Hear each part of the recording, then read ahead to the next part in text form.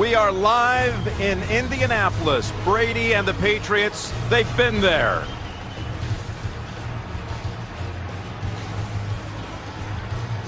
The Colts, they haven't in 36 years. A trip to the Super Bowl will be earned by one team tonight. The rivalry continues. The AFC Championship next on CBS.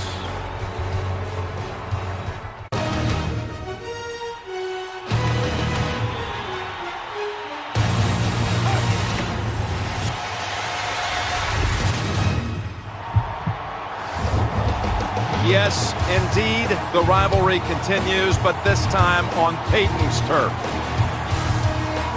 As expected, a raucous RCA Dome for the AFC Championship. The New England Patriots trying to go back to the Super Bowl for the fourth time in 6 years.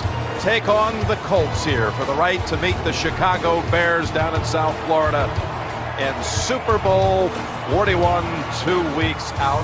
And hello, friends. Jim Nantz along with Phil Simms. Great to have all of you with us. Good to be with you, partner. Yeah. What a glamorous matchup it is. You know, on Monday, Brady called Manning. Tom said, hey, Peyton, hey, bud, here we go again. He also said at the end of the regular season, I looked at the matchups and I said, I knew it was going to come down to the two of us. There's a lot of respect between these two quarterbacks. You know, there is, Jim, and that respect typifies what has happened in this rivalry.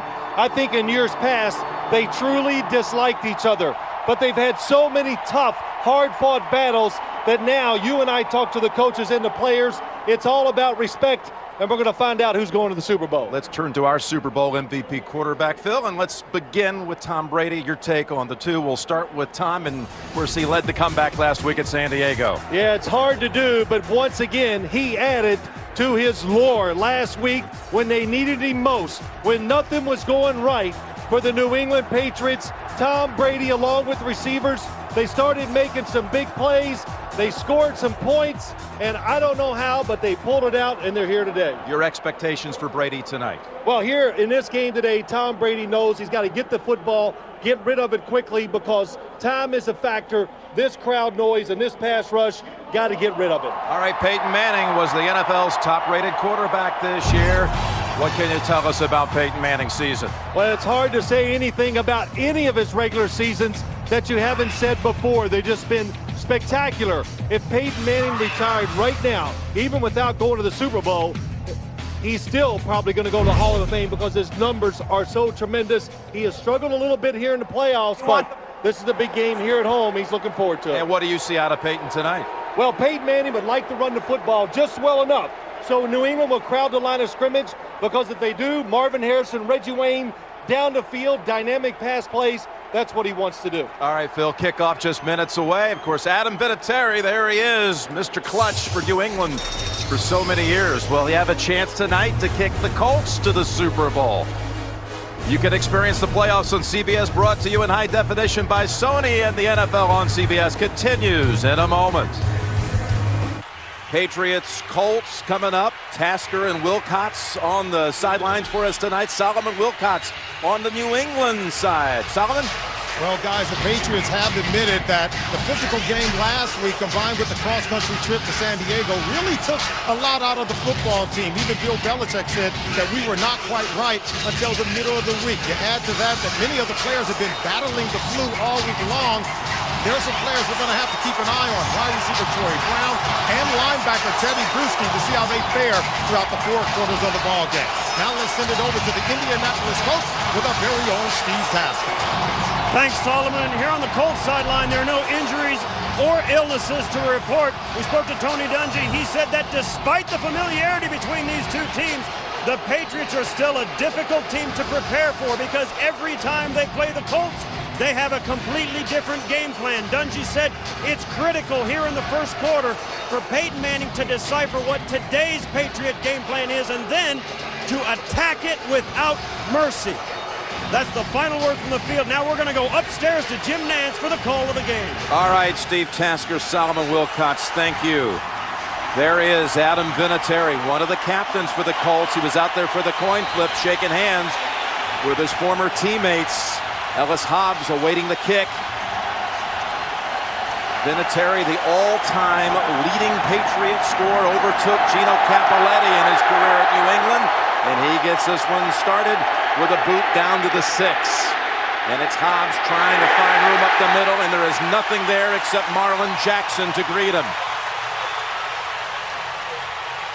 Tom Brady, 12-1 postseason record.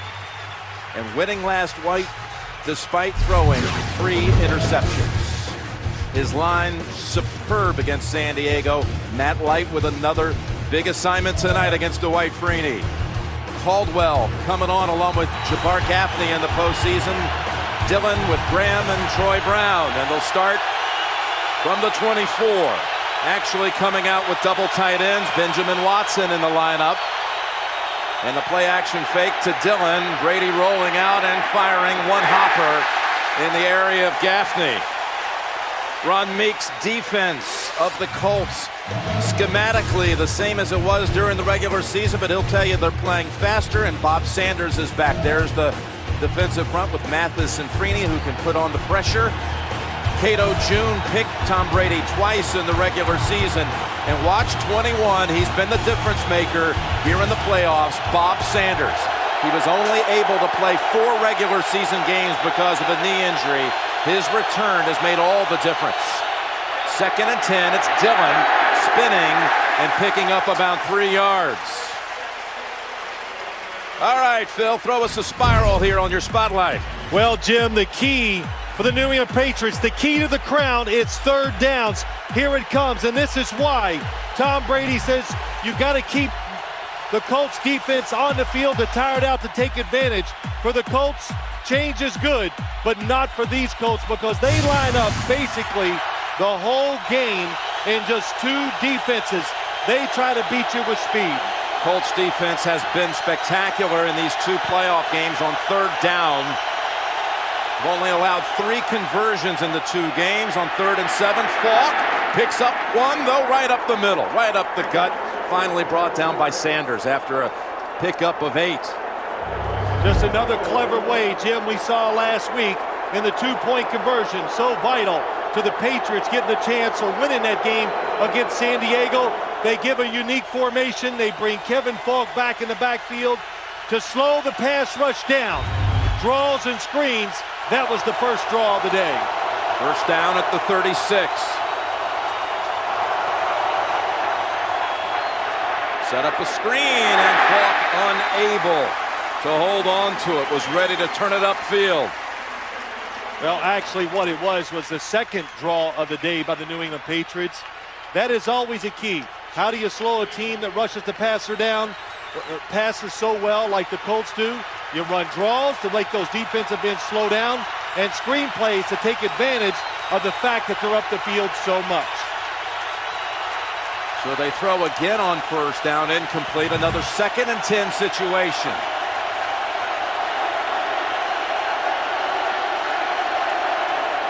And it's Dillon again, working the left side, and met by Nick Harper first. Only 2 yards.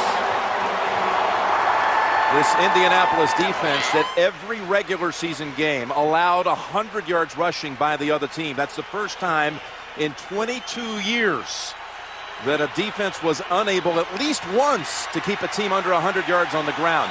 Both playoff games, Kansas City with Larry Johnson, and last week the Ravens, Jamal Lewis, and everyone else, both held under 100 on the ground as a team. 3rd and 8.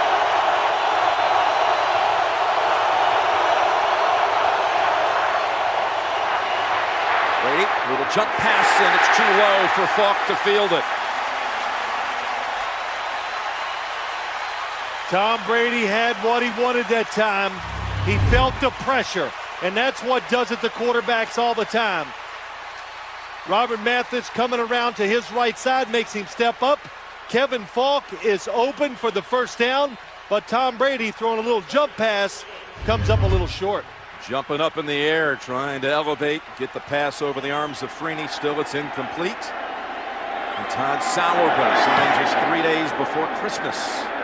The 3rd punter of the season for New England, and fielded by Wilkins, who turns it down the sidelines and out of bounds near the 30. Able to get past the first couple of tacklers, and that's James Sanders bumping him out after a 49-yard boot, 16-yard return. And Peyton Manning getting a chance to take on New England in the playoffs at home. And his line, Glenn, who has had Peyton's back all but 6 games of Manning's career at left tackle. And the 2 wideouts, Wayne and Harrison. And bear in mind, the last 2 regular seasons, Marvin has had 4 touchdowns in the 2 games against New England. We begin at the 29 with the rookie runner, Adai, getting the outer edge and bumped out at the 35. Last week, this New England defense able to beat the highest scoring team in the league, San Diego. Now they'll take on the team that tied for the 2nd highest point total, along with the Bears. You saw Roosevelt Colvin, a linebacker. He's an Indianapolis kid who used to sell cotton candy inside the dome. And Asante Samuel, the star of that secondary. We've got Richard Seymour shaken up.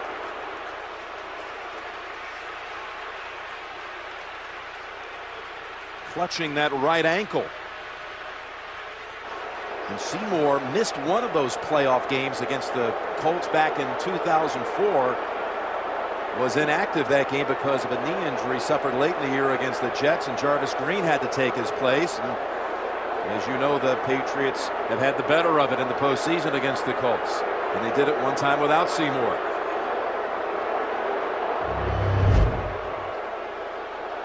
Here he is at the end of the play, Phil. Jim, can't see anything there. They came right around the right side where Richard Seymour plays. We saw him grabbing his ankle. Looks like Eric Alexander, who was in there, may have rolled over him. So the Patriots' only Pro Bowler will go to the sidelines, have to sit out at least one play, and Jarvis Green takes his position. Crowd booing because they think, well, they're thinking he might be faking, trying to slow the Colts offense down. Not this early, and not Richard Seymour. 2nd down and 4. Again, it's a dive. Hip hopping and out to about the 36-yard line. Only a gain of 1. Wilfork and Warren combine on the hit. 3rd and 3 coming up, Phil.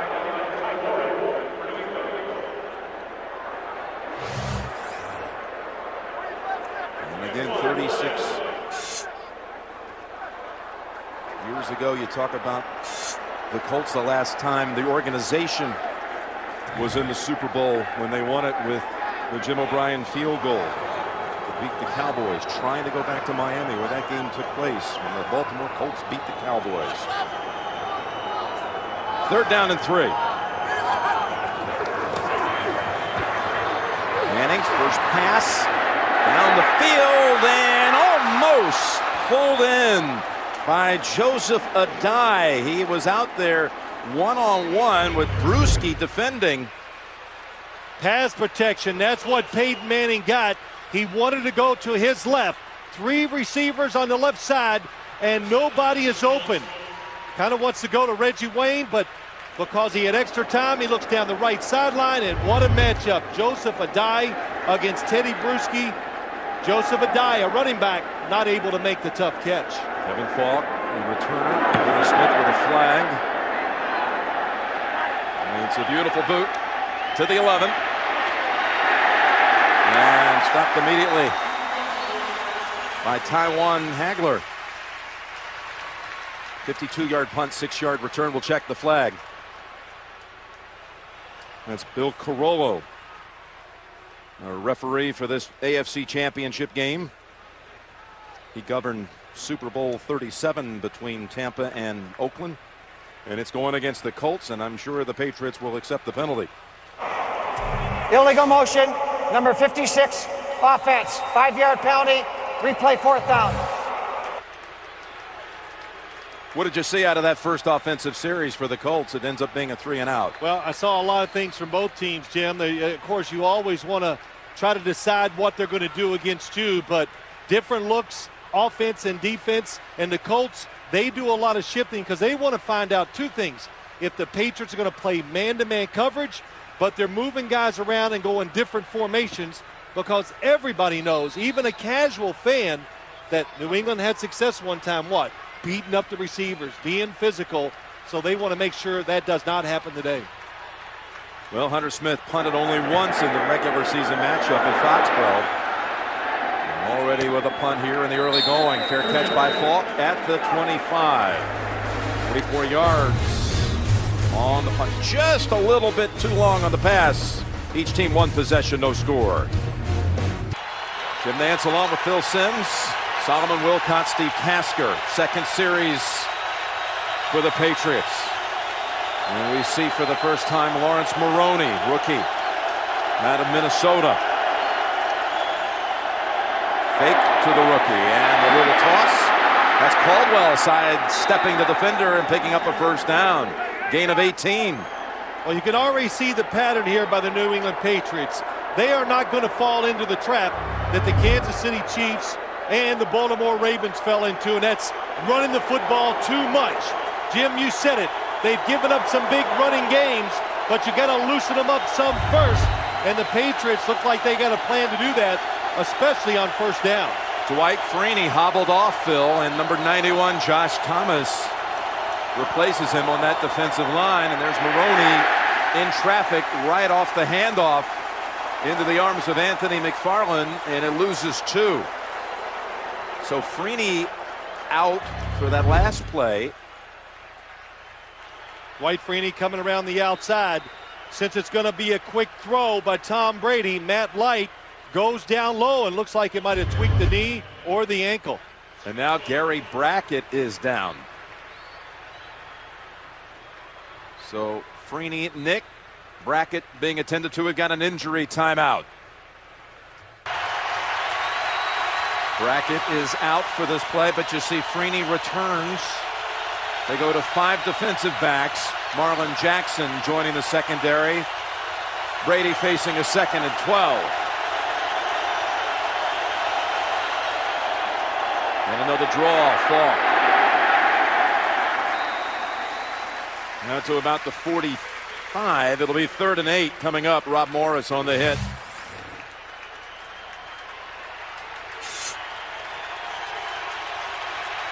Well, Jim, I talked about third downs for the New England Patriots, and I know people say, well, that's important in every game. No, it isn't. A lot of times you can win games and be terrible on third down, but against this Colts team, where big plays are tough, you face a lot of 3rd and 7 and 8. You pick those up, you keep them on the field, and you tire a fast, smaller defense. You try to wear them down. Hand signals right down the line for the Patriots, and they run it. Falk very close to the first. The spot coming up from the far side looks like it'll be just short. Benjamin Watson threw a block. So did Stephen Neal. Corolla will call for a measurement. It's going to be close, but boy, what a trend already we're seeing. Tom Brady in a shotgun, running a lot of draws, taking advantage of a defense that just goes full speed. Ben Watson on the outside gets Dwight Freeney, and then Kevin Falk makes a couple guys miss. And he is a chain link short.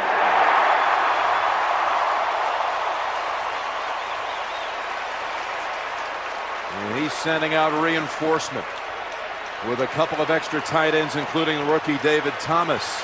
Well, when you watch the Patriots play many times in situations like this, Tom Brady does a quick snap count and does the quarterback sneak.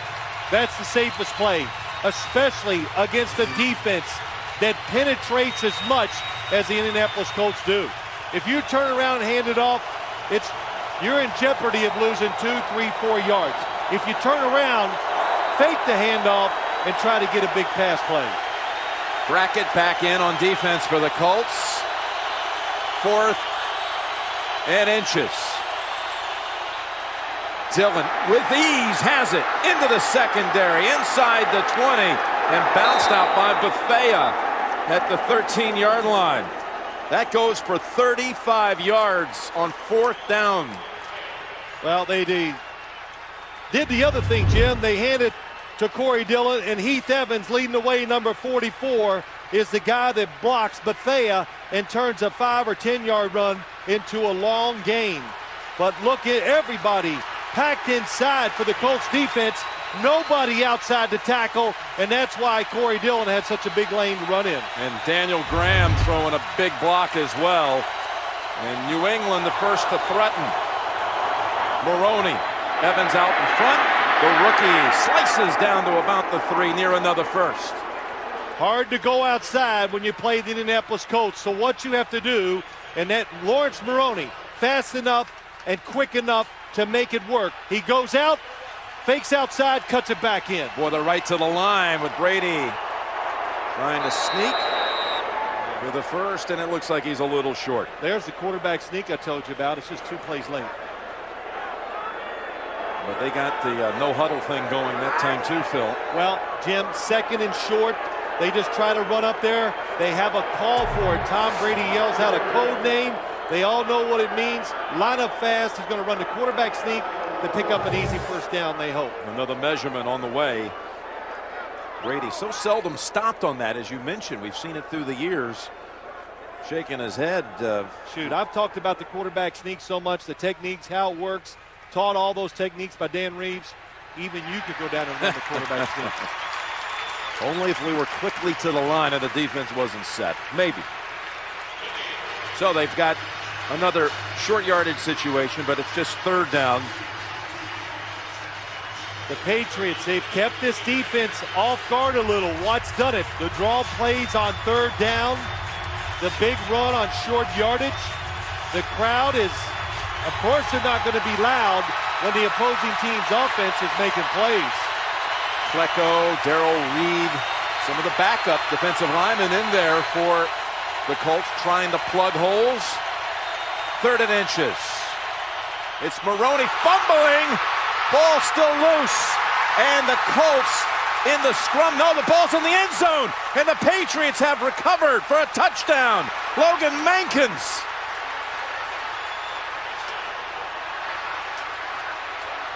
There were 3 Colts who had the football surrounded, and suddenly it squirts out into the end zone. And the left guard, Logan Mankins, scores the game's first touchdown.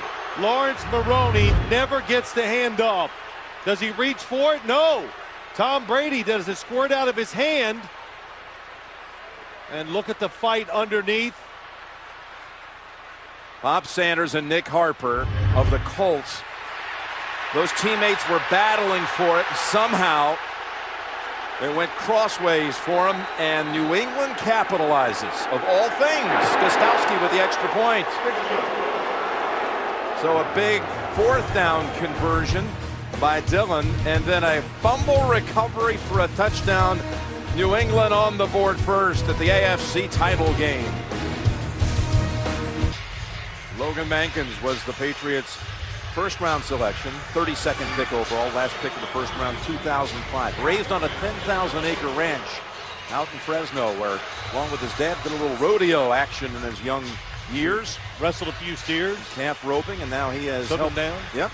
The Patriots lasso the early lead here in Indianapolis. Gostowski kicking to Terrence Wilkins, and that travels all the way to the midway point of the end zone for a touchback. Does Tom Brady ever get the football? Oh, Lawrence Maroney's lead hand, because he reaches out, knocks the football out of Tom Brady's hand. You got to keep your arms to the chest if you're a running back. That causes the fumble. He knows there's a fumble. How dejecting is that? He's watching it to the opposite end off a giant scoreboard.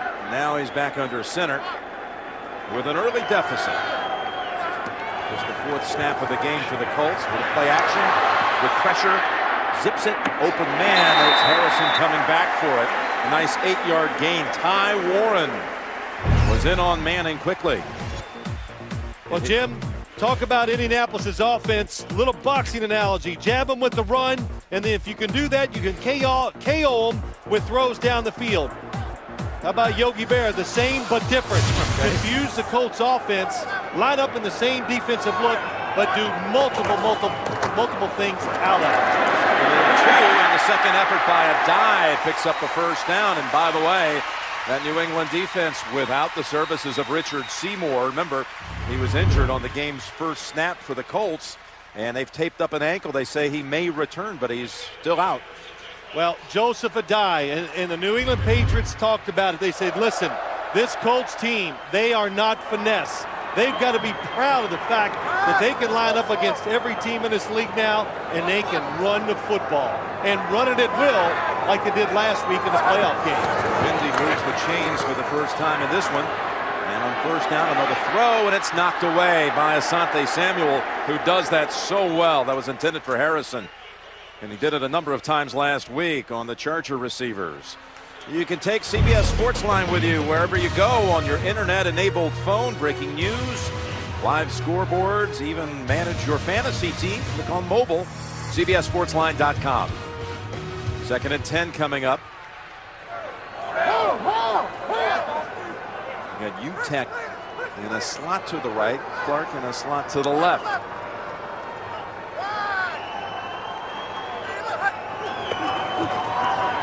Toss.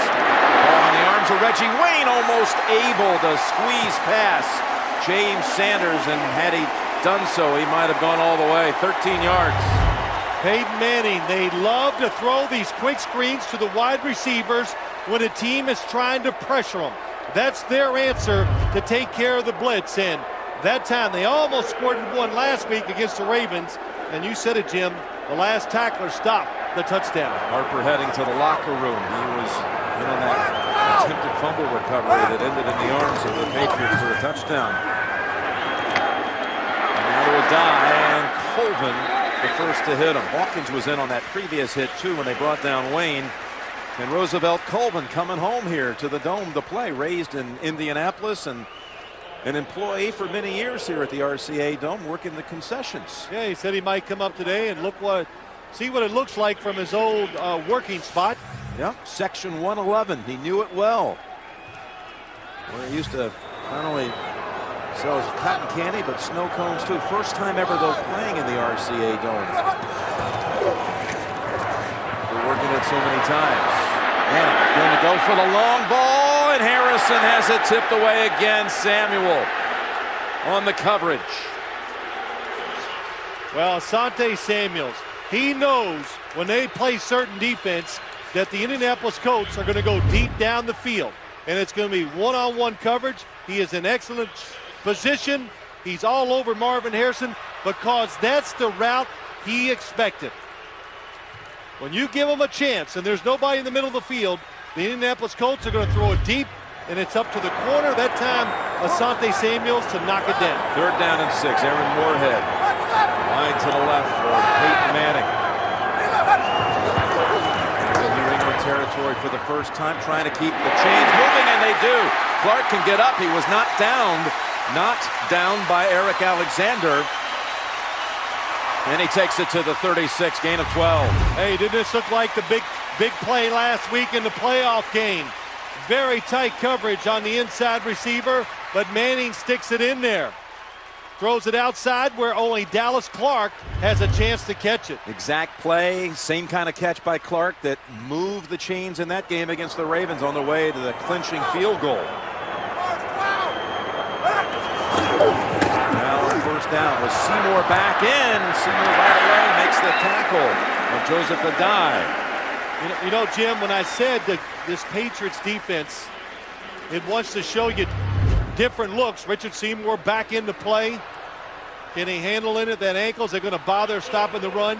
But they want to give Peyton Manning, I wasn't trying to be Yogi Berra, they want to give him the same look, but they want to move off of it every single time because they know if you line up the same way every time, you have no chance, if you do the same defense, to stop Peyton Manning. Yogi said it's the same but different. And it's over to UTEC. Ridden down by Brewski. The spot looks like it's very close to the first down yardage.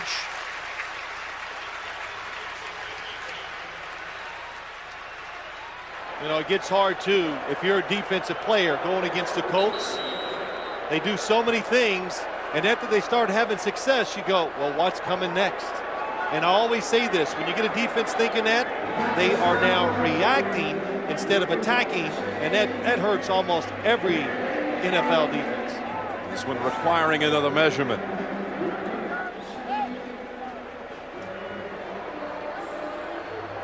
And Clark picking up a big first down, and UTEC another tight end almost getting that one. It'll be 3rd and inches to go for Tony Dungy, trying to direct his team to the Super Bowl to meet up with his great friend Lovie Smith, who's headed to South Florida with the Bears' big win today. Well, when they played Kansas City in the first-round wild-card game, Jim, who was in the stands? Lovie Smith sitting right there in the middle of the dome. Had to buy the ticket, too. I think he was upset by that. And, you know, Lovie Smith came to the National Football League as a linebacker coach in 1996, serving under Tony Dungy. Down in Tampa. Heck, every coach on that staff now is just about head coaches everywhere in the league. Herm Edwards, Lovie Smith, and maybe Mike Tomlin in Pittsburgh. Not sure about that. 3rd and inches. They'll try to get it with the die, and he's hit quickly, but leaning forward. Vince Wilfork busting across that line, making first contact. I tell you, the chain gang getting a little aerobic workout here in the first quarter. They may be called on again. Well, it's a good run by Joseph Adai. Penetration by Vince Wilfork. And the Patriots, and probably got a good spot that time. But the Patriots unique, able to do so many different things on defense. Got just enough. First down. Because they put a lot of pressure on their 3 defensive linemen to stop the run. So they'll have a new set of downs at the New England 26.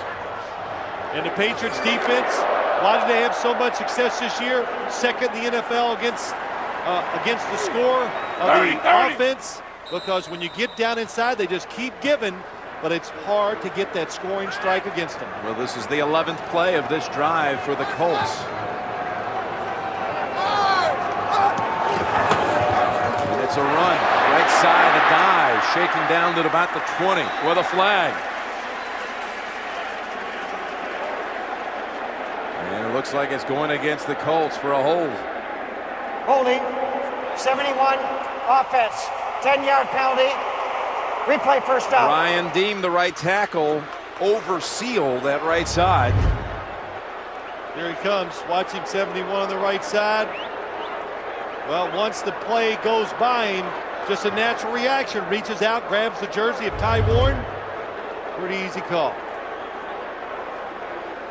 You know, I was going to say, Jim, you saw Asante Samuel, and you've said his name and talked about him so much. He's come up and he's played so well against the pass. But you don't talk about him enough. He can come up, and he is an excellent tackler when the offenses run outside and come his way. It's 1st and 20 after the penalty.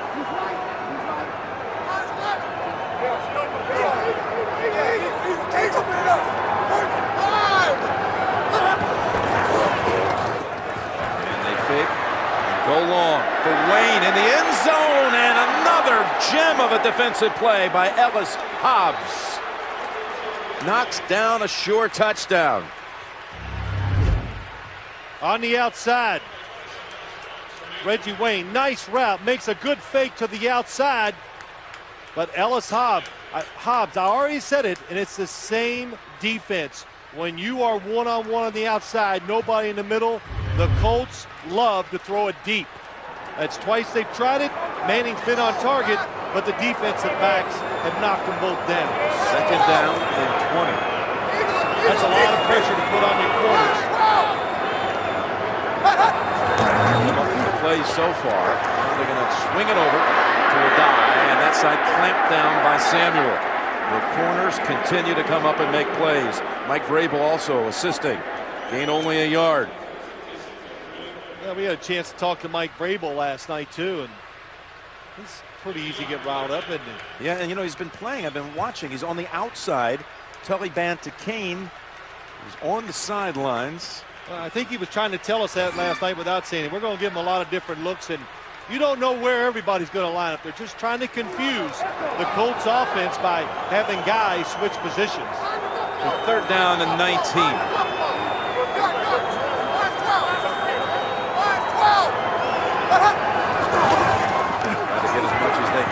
Dive. He's into the secondary and finally dropped by James Sanders. Gains 11 and will bring out Adam Vinatieri. He, of course, took care of all the scoring for the Colts last week at Baltimore with 5 field goals. And in his career, not only as a Colt this year where he never missed at home, but even traveling here as a member of the Patriots, he's never missed at the RCA Dome. 26 of 26 field goals in his career here. 42 yards. Smith on the hold. And Vinatieri dangerously close, but good. Almost leaked right. A long drive. Bogged down by a holding call. Nets 3.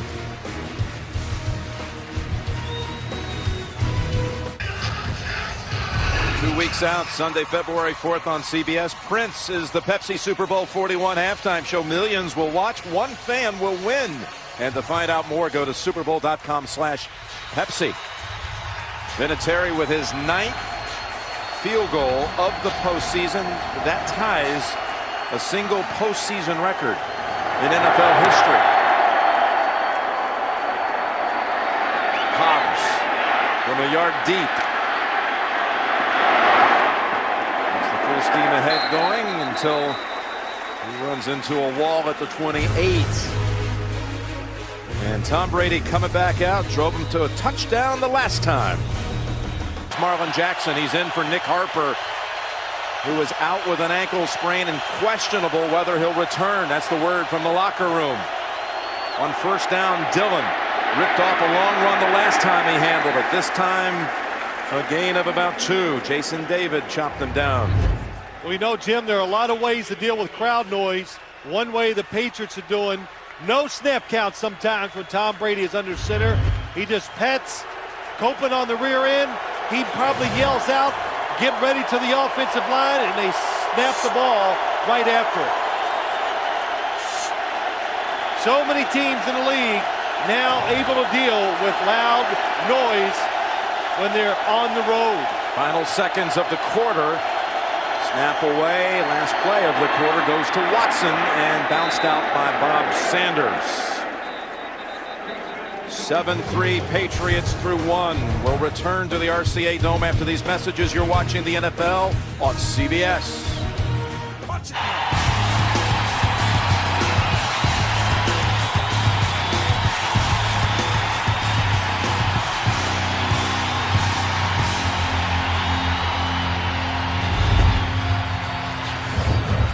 Jim Nance and Phil Simms, second quarter getting started. What about the quarterbacks in that first quarter?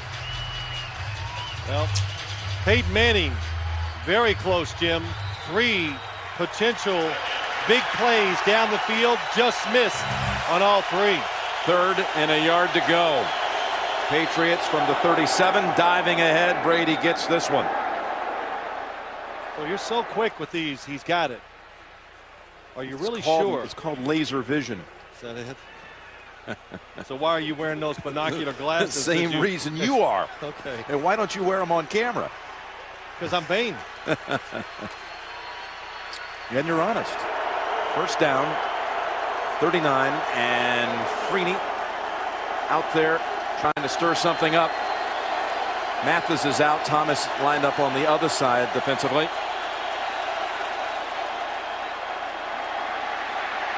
Out of the pocket, little toss Evans. Sanders hones in on him, but not until he gets near another first. You can already tell the difference when you watch this game plan by the Patriots. We talked about it. Look at all the blockers on one side. So they're just going to put all the pressure on the other side to protect Tom Brady. His movement in the pocket, it's always been as good as anybody's in the NFL. And trying to get rid of the football. Don't take sacks. Negative plays. So far, so good. We said he would throw it short. And that's what they've done, too, in the passing game. And that was good for a first down. Maroney stutter steps and dropped after a gain of 5 by McFarland. You know, you hear that term all the time, game management. Well, what does it really mean? You know, it's using the snap counts, little things. Tom Brady that time, quick snap, all of a sudden it gets 4 or 5 yards because the defense is not ready. The quarterback sneaks, and just knowing how important it is to get rid of the football, and so far he has done it. It's 2nd and 5, again in Colts territory. Maroney steps away from the hit. Bethea, the second to get to him, but another first down. They're running the football on Indianapolis, and this is starting to look like what was so troublesome for Indianapolis all regular season long. Well, what is happening, too, that time, it's just Lawrence Maroney, Marlon Jackson, not able to make that tackle. And that's one of the reasons why this Colts defense has been so good in the first 2 playoff games, because they have missed just a handful of tackles.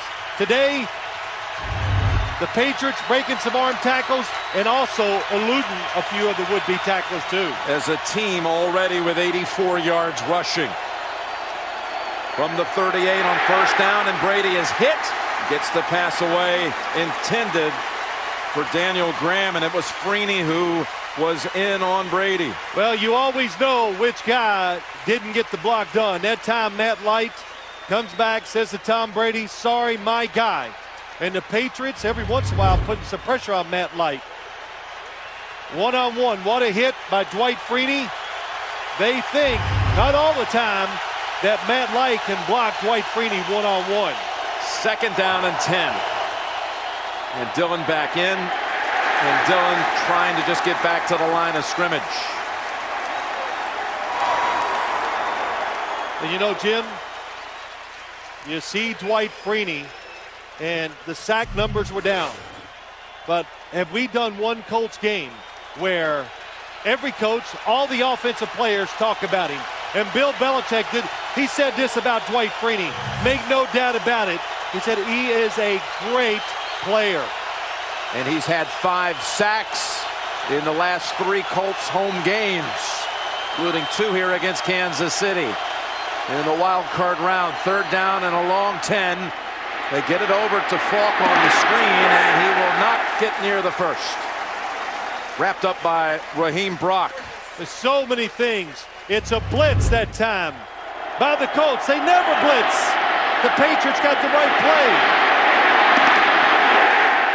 That was Hayden, Kelvin Hayden, coming in underneath with that big hit, and 4th down and 6 in that gray area, and they keep the offense out there, bypassing a 52-yard field goal try.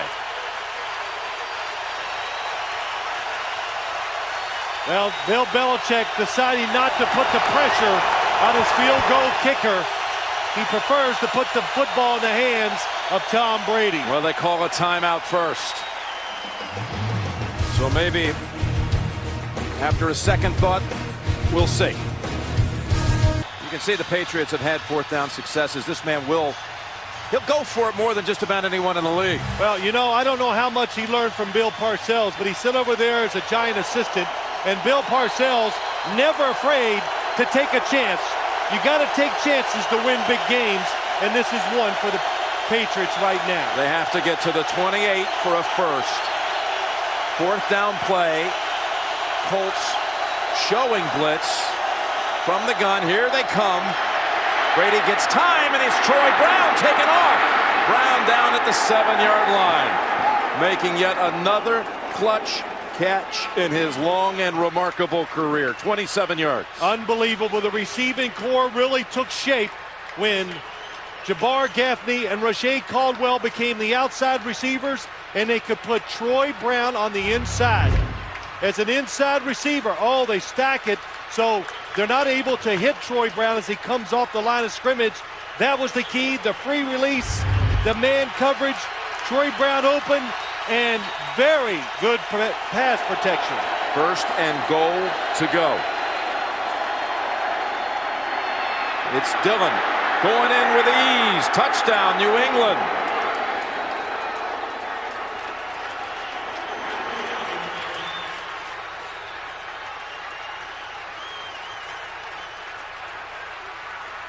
That was some drive by the New England Patriots. It's a mixture of everything that they wanted to do today. Different formations, third down. And Corey Dillon, that play was designed to go up inside, but he could just sense it. Nobody outside. Bad positioning by the Indianapolis Colts defense, and Corey Dillon goes in untouched. He juked right past Jason David. He would have been in if it was flag football. He doesn't try to juke many people either.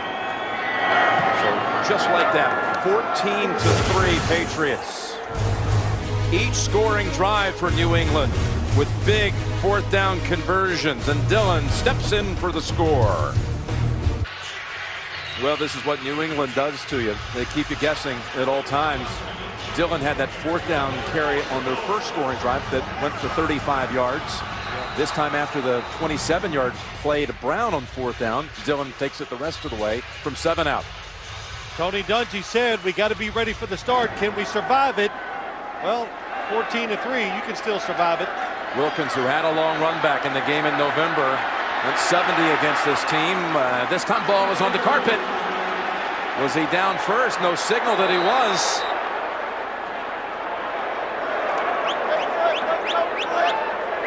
And coming up with the football is Hagler. Taiwan with the recovery. Well, Jim, so as we watch it, it looks like he goes down. Well, first we got a face mask. Yeah, he was the and Terrence Wilkins he was down. The left knee was down. Yep.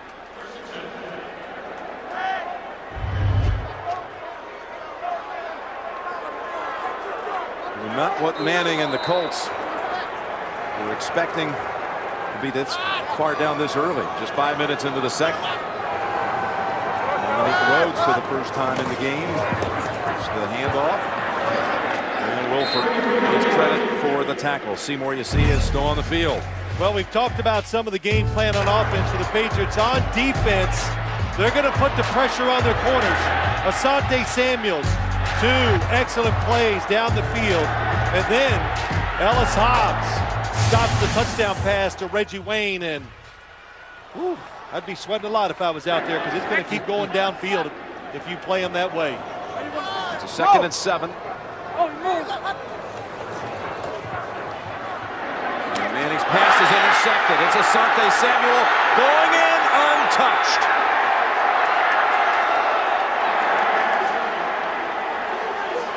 That was intended for Marvin Harrison.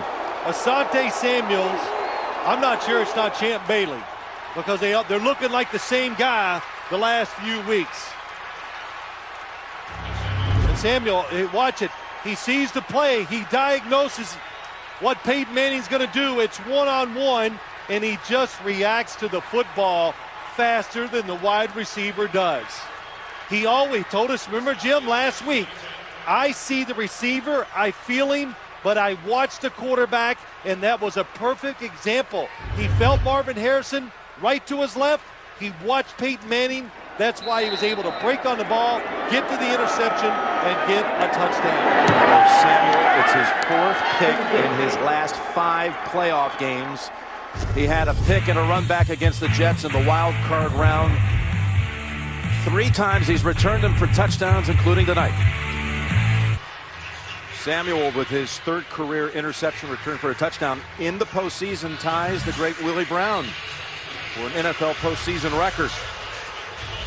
Former high school quarterback, when we visit with him, talking about how instincts and all of that has made such a big difference. Really playing the role here of Ty Law tonight, his old position. That's right. Wilkins.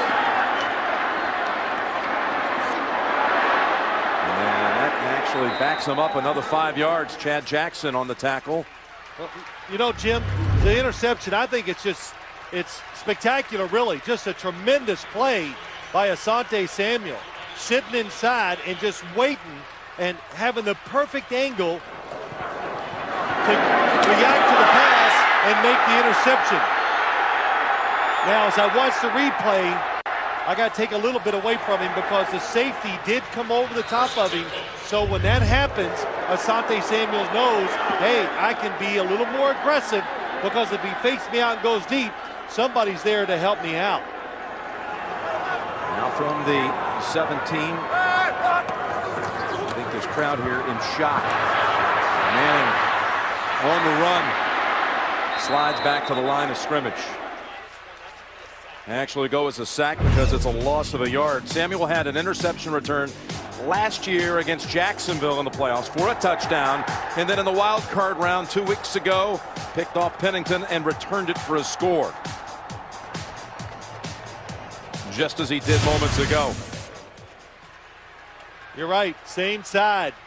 Ty Law, so much success in the postseason, Jim, and Asante Samuel just fast and nimble and able to turn the cover receiver short, and we've already seen it. He can go deep with them too. And down on 11. Manning with Colvin, dropping him for a sack at the 5. Well, there's no doubt the Colts are rattled, and if you're Peyton Manning, it's tough to pull the trigger unless they're wide open. But Roosevelt Colvin comes around from Peyton Manning's left. He said, we're so close last time they played, but this time they're getting there. And the coverage down the field, it's there because they're trying to go for the big play. The Patriots were waiting on it. 2 straight sacks. But didn't he tell us last night, we were so close during the regular season. We were always at Peyton Manning's feet. Today we got to be a half step quicker, and so far they have been. A flag is thrown from the secondary just as Manning was calling timeout. Delay, offense. Half the distance to the goal, 3rd down. With it back at the outside the 2-yard line. Peyton during the regular season threw only 9 picks. His 6th did not come until the Sunday after Thanksgiving. And now he has 6 interceptions thrown in 2.5 playoff games. What has happened here? Well, bad decisions, of course, always lead to interceptions. A couple of times, Jim, it's just been tremendous plays by defensive players. And most of the time when you go to the postseason, what do you see? Better defenses. 3rd and 24. And from out of the end zone, he launches it way down the field for Harrison. Almost made it right off the shoulder pad. Almost made the catch. It was Samuel right with him, but somehow it went past Samuel's arm, and Harrison almost pulled it down. Good job by Peyton Manning. The pressure, they are coming after him now, and he takes a big hit. That time from Roosevelt Colvin. And the one thing, they got to go to the sideline. Asante Samuel might have just tipped the football before it got to Marvin Harrison, but you got to stay calm. You can't keep throwing it down the field if you're the Indianapolis Colts. Hunter Smith, punt, takes Troy Brown back to the 43, and New England's offense will come out with the big lead at 21-3, and we'll start the next drive in Indy territory.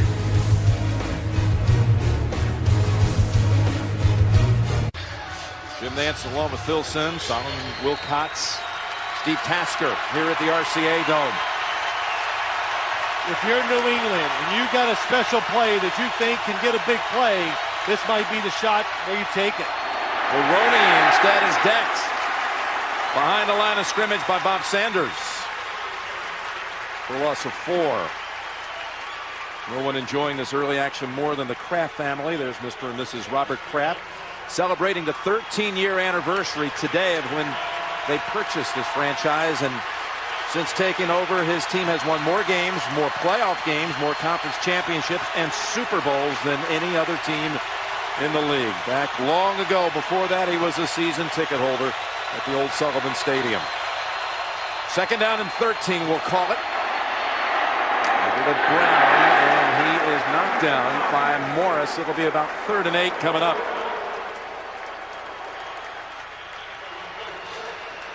Well, the one thing this Colts defense will do, when it sits back and you throw it short, they come flying to the receiver and they knock them down. Hard to get extra yards when they're playing zone defense. You get the extra yards like Troy Brown did when they're chasing you man-to-man.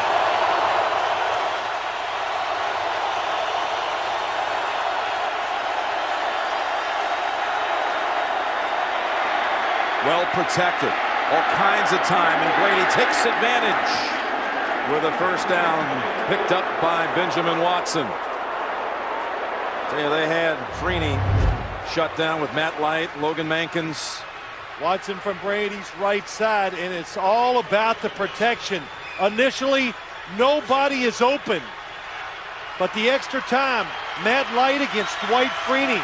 We said they put a lot of pressure on him, and generally, so far today, Matt Light's done a good job. So they convert on another 3rd and long. Threatening again. And it's Caldwell. For about 5. Well, Jim, 2 big plays that have happened here today. 4th down twice. Watch Graham's block. And then the nice seal off on the inside. And then the protection for Tom Brady on a big 4th and about 6. Allows him to step up, hit Troy Brown. 2 for 2 on those 4th down tries for 62 yards. Both leading the touchdowns. Maroney lost a yard with that one. Brackett able to make the quick hit. You know, I want to go back. We were talking about Dwight Freeney because he is such a big part of this game, making sure for the Patriots side that he doesn't wreck what they're trying to do. And they like Matt Light against Dwight Freeney because Matt Light's not like 6'7" or 6'8". He's only 6'4", so he can get down and stay right with him, where other left tackles, 6'7", 6'8", he gets underneath them, and that helps him get around. Gaffney to the right. He's had 2 huge games coming in. Quiet so far in this one. 3rd down, open.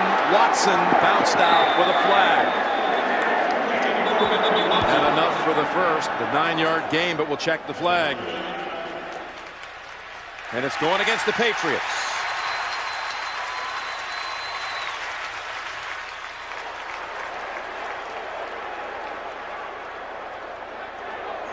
Pass interference, 80.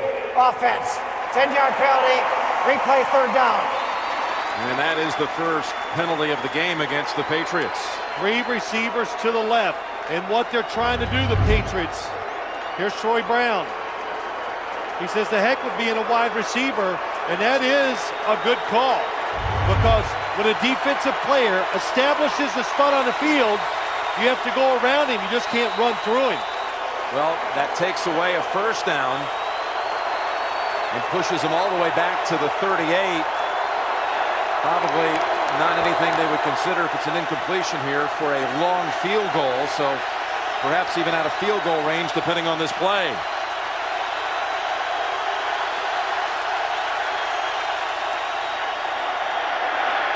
And they go with Evans.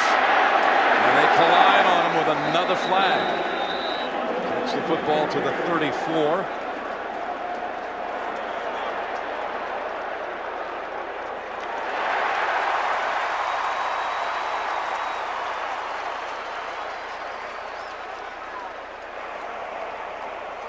Illegal motion, number 84, offense. 5-yard penalty, replay 3rd down.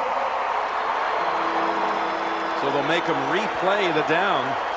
It'll be a 3rd and 21 on the way. 84, Ben Watson.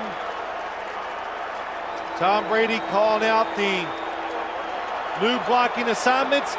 Ben Watson gets in tighter, but he's not set long enough before the football is snapped. Back-to-back New England penalties, really their only mistakes of the game so far, if you take away the Maroney fumble, which led to a touchdown recovery by New England anyway. You have to get to the 22 for a first. Freeney coming in, and Brady will just take the sack back at the 49. Freeney, Brock, and Mathis were all converging. Dwight Freeney that time so far outside, it made it very, very tough for Matt Light to get out there. He had to go around the tight end who was right in front of him, but his speed and crowd noise put it all together. That's a tough assignment for Matt Light. So the first real break of the night for the Colts, just when it appeared Watson had picked up a first down. It's nullified with the Brown pass interference call. And then another penalty and a sack, and Sauer brings out the punt for the second time.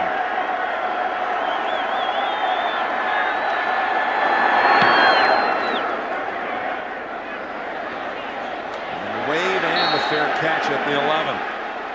By Wilkins, 38-yard punt, got the job done on that one by Sauerbrunn. But it's 21-3 Patriots. Super Bowl 41, 2 weeks out on CBS. We know the Bears will be there.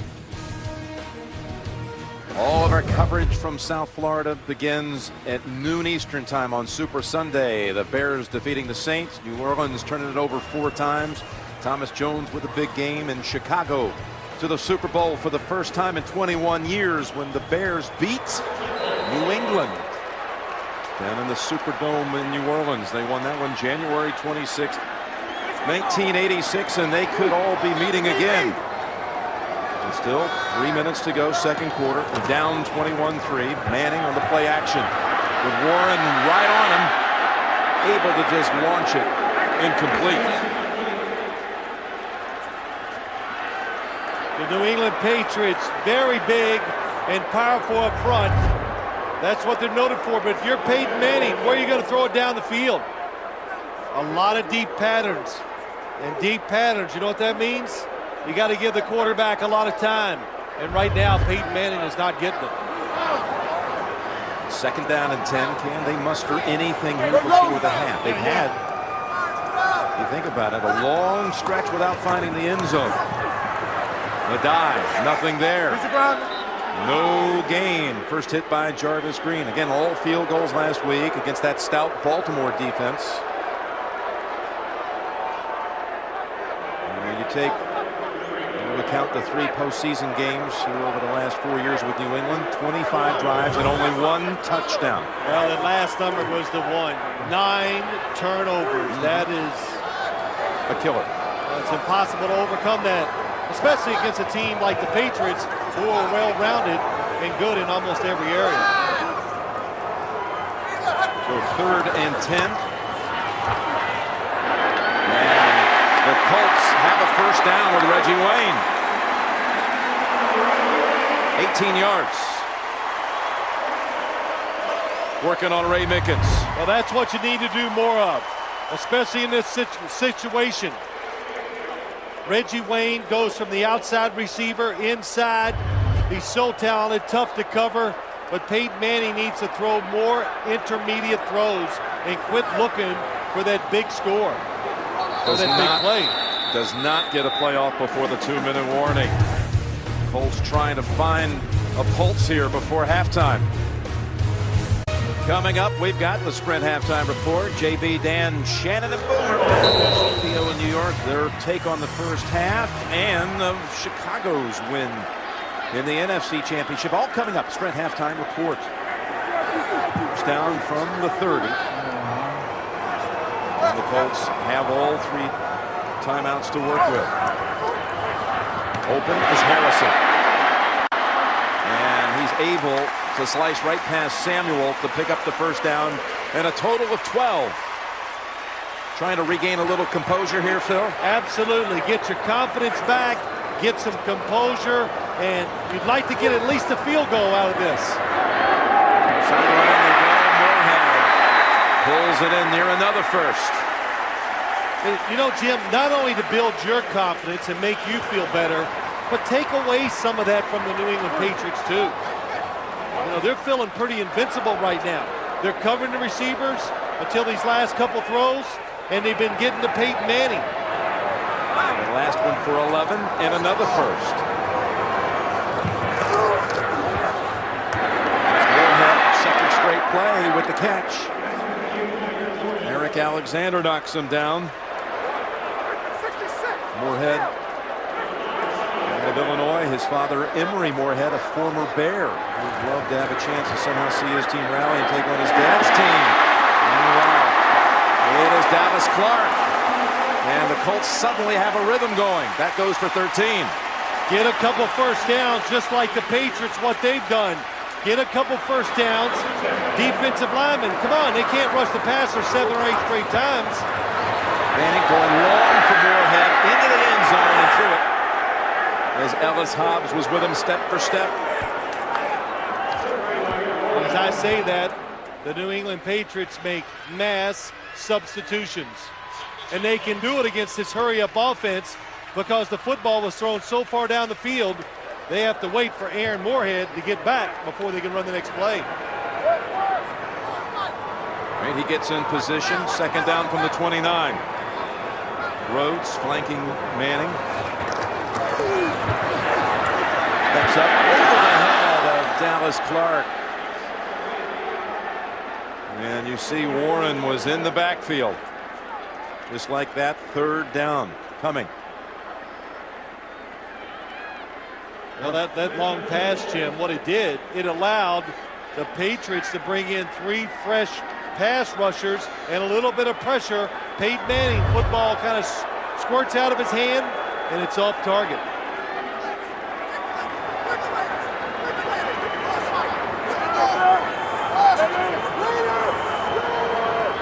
Kelly Bant to Kane. The Patriots lined up as a down lineman. Down with a flat at first.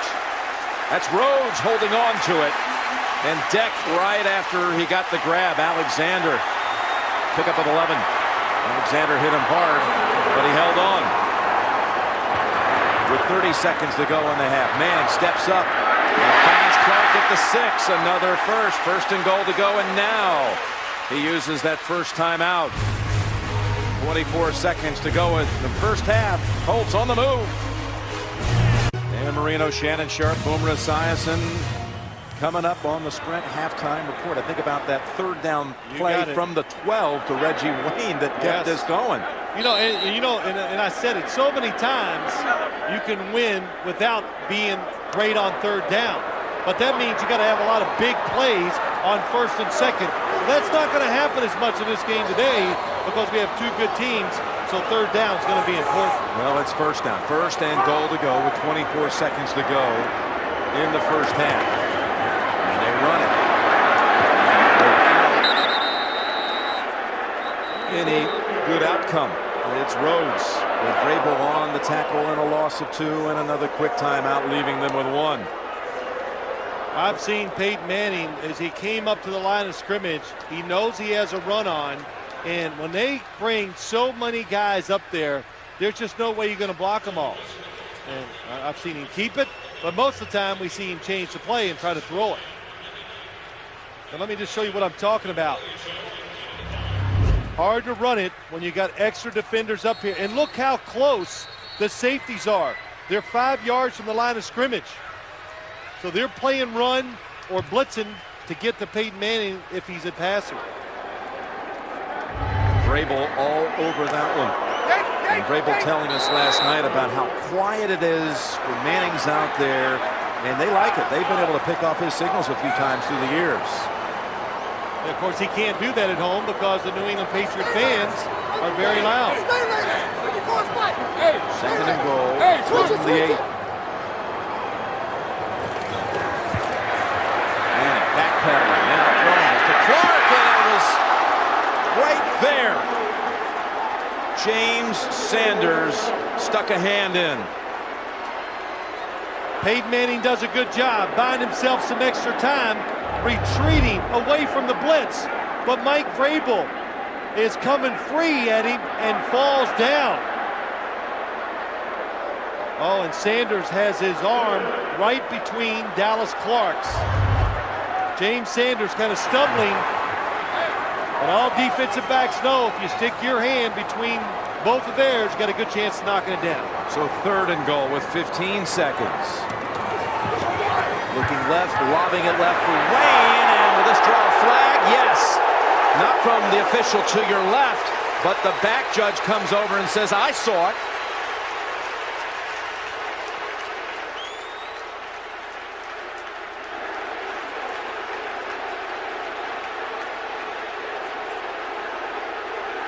Manning going over to make sure they're going to call interference. Jim, this could be interference, illegal contact, maybe. I couldn't tell. Colvin trying to say it wasn't catchable. Or it wasn't catchable.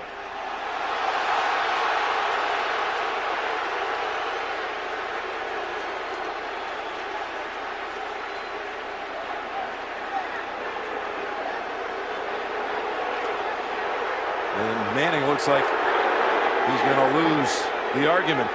There's no foul on the play. The receiver and the defensive player tangled their feet, and both players were looking and playing for the ball.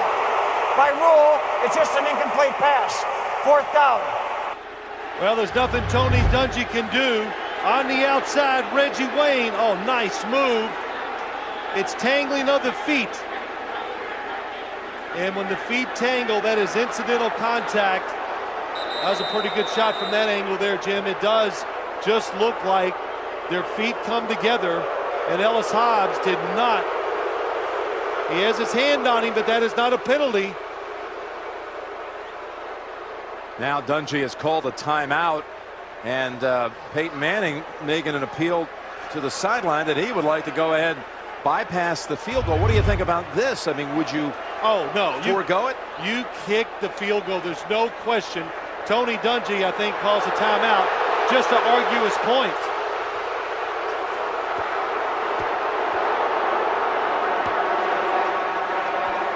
But Jim, as you watched it, I watched it from a couple angles. From this point on, there's definitely, it might be a little incidental tripping. Oh, and Reggie Wayne looks like he's the one. Yeah, he tripped on his own. Yep. Watch his right foot. Kind of just gets caught there. He's trying to time a jump, and it doesn't go well. But you kick the field goal, you make it 21-6, and the Indianapolis Colts get the football when we start the second half. Yep, Vinatieri coming out for a try from 26 yards. Field goal try, 26 yards. Snow to snap it, Smith to hold it.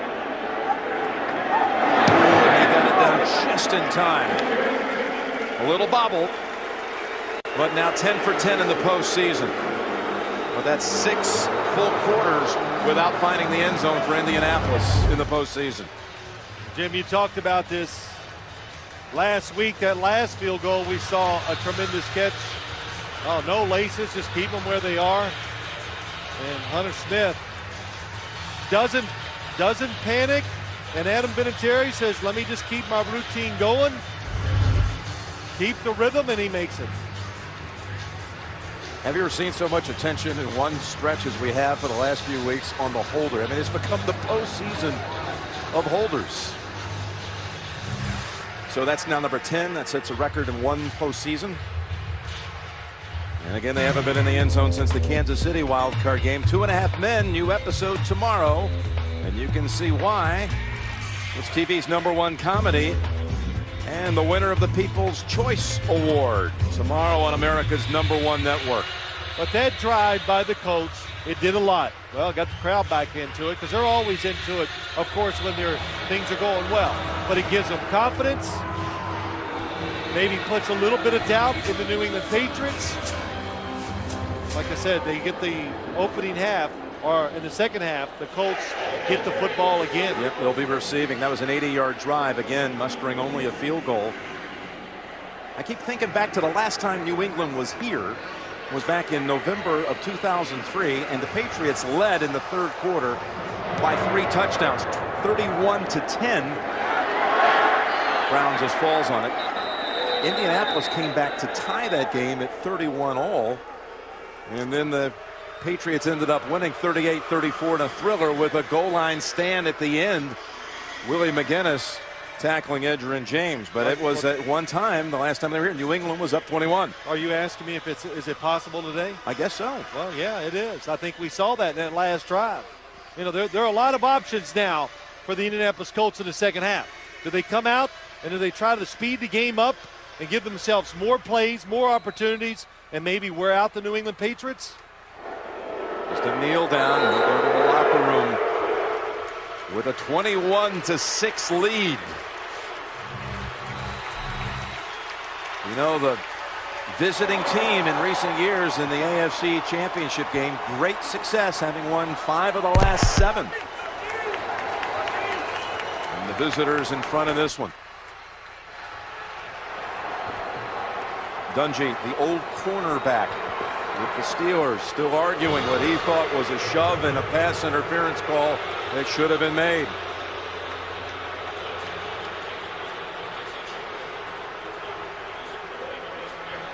Let's go down to Steve Tasker. Steve? Tony, you had an extended conversation with the officials. What was the question? I just wanted to see what happened on the last call. They threw the flag. They said they talked about it and picked it up. But we've got to play better. We've got to just eliminate the mistakes, and we've got a chance. We get the ball first, we can get back to a one-score game. Tony, thank you, and good luck the second half. 21-6. And we'll be back with the Sprint halftime report after this message and a word from your local station. Looking for another ring. Brady directs them to that halftime lead. And you're watching the NFL on CBS, home of Super Bowl 41. Can anything go New England's way wrong, that is? That's Ronnie coaching, fumbles the JP. ball. That's You call that coaching. coaching? Logan Mankin recovers in the end zone for the first score. Look at Peyton Manning. Oh, no, not again. Is this going to happen again? Dan, please, what's the deal? Well, you know, right here, Asante Samuel's late saves his play. He sits on the pattern on Marvin Harrison, goes in for a touchdown. Big mistake. The Colts are down 14-3 at that point, now 21-3. You see the safety go over the top. That leaves Asante Samuels with the ability to bite on the ball. The ball's a little late. Huge interception. Bad play by Peyton Manning. JB, people tell stories. Numbers don't tell stories. Indy gave up 173 yards rushing during the season. Unblocked safety, Marlon Jackson, Lawrence Maroney shakes him. Look for your jock, son. And here, same thing. Jason David, Corey Dillon. That's why they gave 173 yards rushing in the regular season. And on pace to give it up again today at that number. Go ahead, Boom. Take a look at these two plays. This really tells you the difference between the two quarterbacks. 4th and 6. Tom Brady right on the money to Troy Brown. This leads to that short Corey Dillon touchdown. And then Peyton Manning right here, delay a game. This is something that a young player does. He loses track of where the down clock is and completely loses his mind. And then I give the officials a lot of credit. Right here, Reggie Wayne clearly trips over himself, and the officials have the courage to make sure the right call is made. So let's. But Boomer, no hand on the receiver. Nah, come on, that was nothing. And that was clearly Reggie Wayne. I think in the second half here now, Peyton Manning, good thing they got some points at the end of the game there, at the end of the first half, getting a little confidence back. But you know what? If he turns his ball over, I said it earlier in the week, he's going to have to buy a house in A-Rod's neighborhood because that's where he's going to belong. All the money, all the stats, and no championships. Still a lot of pressure on him. Well, Tony Dungy is going to have to make the adjustment that Bill Belichick normally makes at halftime because to get back in this ball game, they have really not stopped the running game. New England went to jumbo personnel and moved the ball right down the field. So unless they stop the run and can get some pressure on Brady, it's a long second half. Well, the Colts get the second half kickoff. It's been critical for them to get points the first time they get the ball. And the other thing, yes, it's tough, but at least points. And the other thing is somehow defensively they got to get a turnover from Brady or a sack or a fumble or something to get the momentum changed back in the Colts' direction. But they do still have a chance. Charlie Cashley, they can overcome that. Charlie Cashley said this crew called the fewest number of defensive pass interference calls. He had his hand on him, though. That's a strict interpretation of the rule. All right. Over in the NFC, the Chicago Bears advanced earlier today, beating the Saints. Take a look here. 2nd and goal from the 2. Thomas Jones. Shannon said, why didn't he run him more? 123 yards, 2 rushing touchdowns, 1 there. 16-0 Bears in the second quarter. 2nd and 5 from the 12. This is what Reggie Bush does well. Turn on the afterburners. Goodbye. 88 yards. The only thing they didn't need to turn around to point at Brian Urlacher. Why? Well, they're still trailing by Coming to us, did he do you? The tumbling bushes. Yeah, but you know what? Little dance there, but it didn't last long. Why? 1st and 10, 33-yard line. Chicago's Grossman finding Bernard Berrien as the Bears roll into the end zone and into Super Bowl 41. Leslie Visser after the game with Lovie Smith. You cannot deny the history of this. It must have run through the first African-American coach. Yes, there are a lot of great coaches that come before me, and it gave me an opportunity.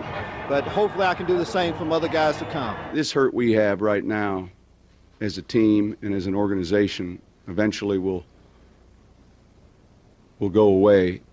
But there's a lot of pain and a lot of things that are disappointing for a lot of other people back in that city that aren't going away real quickly.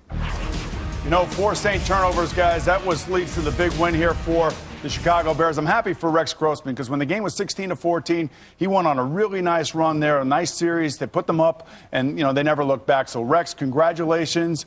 You doubted a lot of critics, including the 3 of us up here. I'm happy for Lovie Smith because, Lovie, you're the first African-American coach to get your team to the Super Bowl. Remember the first black quarterback, Doug Williams, and the success he had. So, Lovie, good luck. And the Chicago Bears, they had only had one penalty in that game. Grossman, no interception, made some big plays, which you got to have, and he's going to have to continue that in the Super Bowl, and he's proven it in the playoffs. So congratulations, Rex. Hats off to the Saints as well. An impressive season came to an end today, but an outstanding year nonetheless. All right, folks, thanks for watching the Sprint Halftime Report. What'd you say? Pay him his money. Talk about Lovie Smith. Money, yes. The second half of New England and Indianapolis coming up with a trip to Super Bowl 41 on the line. We'll get you back to Jim Nance and Phil Simms after this message. Shannon will negotiate the deal. CBS Sports presents the Sprint Halftime Report. Sprint. With the score, the New England Patriots 21, the Indianapolis Colts 6. Bruschi and Brady heading back out, trying to complete the deal. A much anticipated rivalry, but this time at Peyton's home. Stellar efforts by the secondary. Mankins with a recovery for a touchdown, and a tough start for Tony Dungy's side. Third quarter coming up. You're watching the NFL on CBS, home of Super Bowl 41.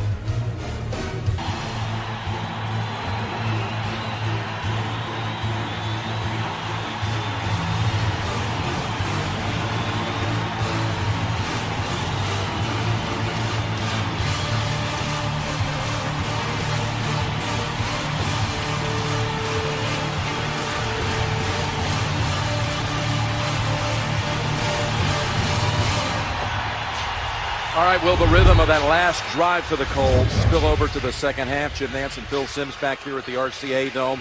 It has been, though, Phil, 20 possessions since the last time the Colts took it to the end zone. Well, I think what you said, Jim, did that last little drive help them? I think we're going to find some of the answers real quick here in the third quarter. But the story of the first half is the defense of the New England Patriots. Getting to Peyton Manning, the interception by Asante Samuel. And again, this game brought to you in high-definition television.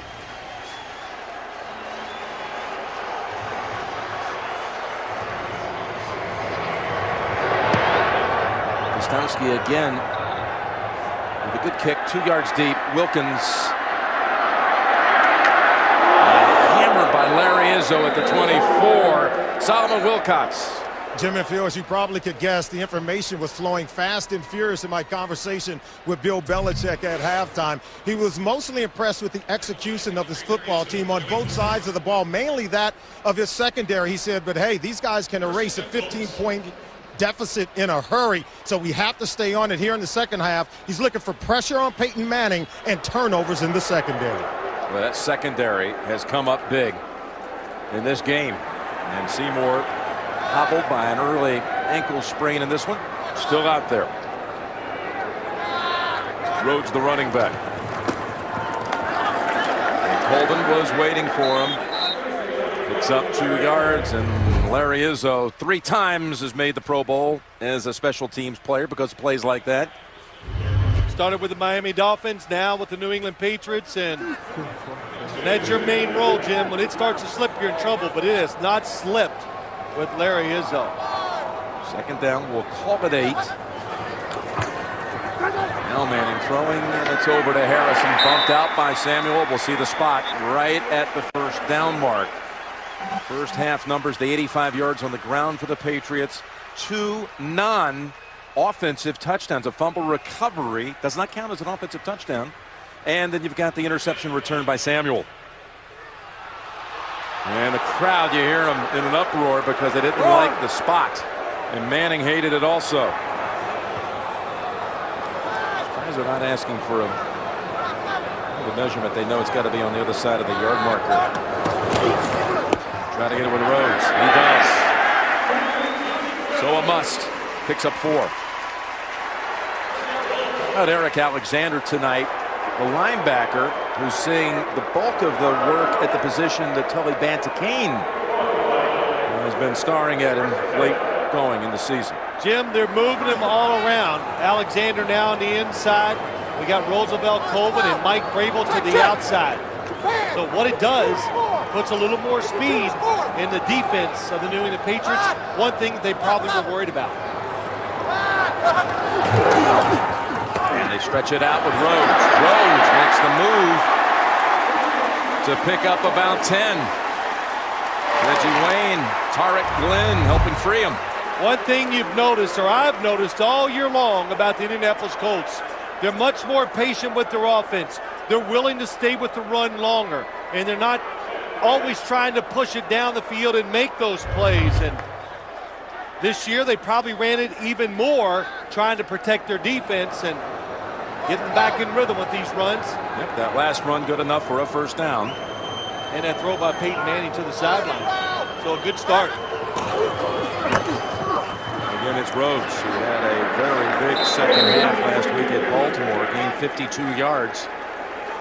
Really going almost the entire second half. Instead of a die, he was shaken up with a shoulder injury in that one. Been a long time since her last touchdown. Since Kansas City Chiefs. 102 minutes. As we mentioned, 20 drives. Maybe this will be the breakthrough one. Second down and 8. It's kind of how you're counting time with your time thing, right? And I'm relishing. That's a good fake for Rhodes. Does it free in the secondary? Yes, a receiver. It is Harrison. And for so many years, Manning just with those exquisite play action fakes. Top of your screen. Marvin Harrison, you got to honor it that time again. Asante Samuel, two things. They're going to run deep and run to the middle of the field, which we saw a couple times in the first half, or they're going to run deep and come down along the sideline, which they love to do, and they're the best in the NFL when it comes to throwing those kind of passes. That gained 13, now with the New England 38. At the Rhodes on first down. Hanging bodies.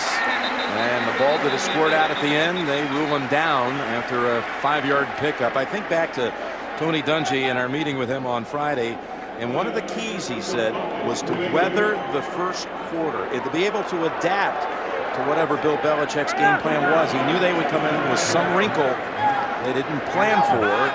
But that first quarter and the early minutes of the second quarter, it was all New England.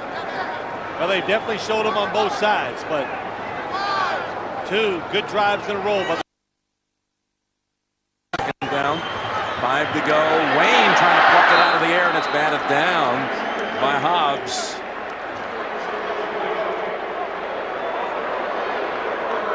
Well, that's the play the Indianapolis Colts run.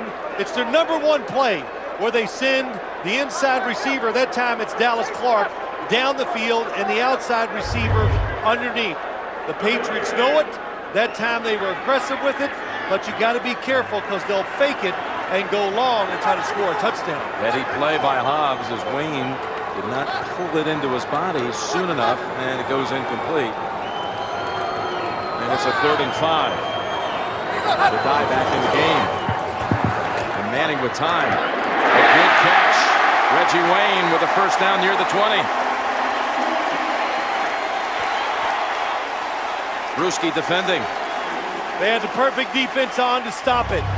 Teddy Bruschi's going to be to the inside.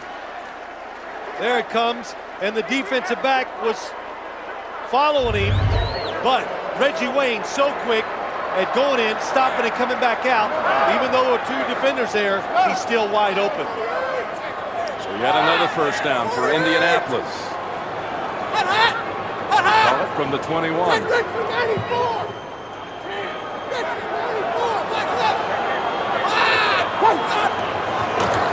Snap just in time, and a little dump pass. Nice move. Rhodes escaping Bruschi's hit. And Eric Alexander able to bring him down, but first a gain of 4. Brady trying to stay loose. You know, the Colts, the first 4 possessions of the game, managed only 4 first downs. Now they've got, in the last 2 drives, 10 first downs. So it's clicking now. Second down and 6.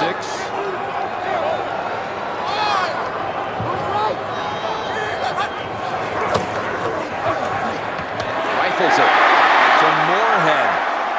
And they'll have first and goal to go from about the 9. From the outside, here he comes underneath Dallas Clark. And what's the inside defender? They know that here it comes. They try to get off Roosevelt Colvin did. Tried to leave. No, you guys substituted, so and you help gotta out wait. outside. Still not quick enough. Peyton Manning saw it and drilled it in there. All right, they got it inside the 10 in the last minute of the first half. Had to settle for the field goal. Ball run on 1st and goal from the 9, and the die. It's near the 5-yard line.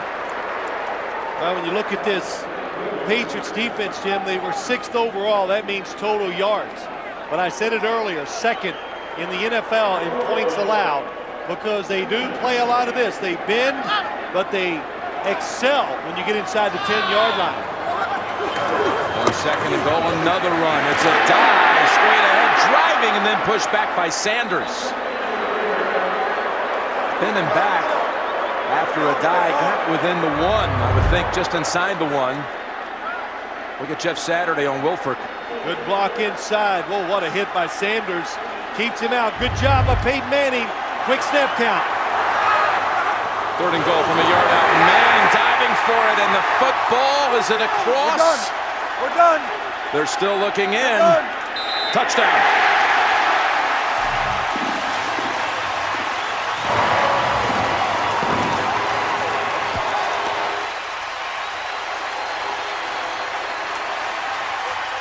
Well, you can see the emotion, the energy this is putting back into the Colts.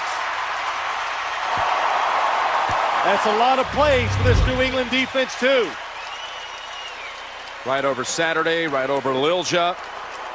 And the Colts storm out of the locker room with a touchdown drive.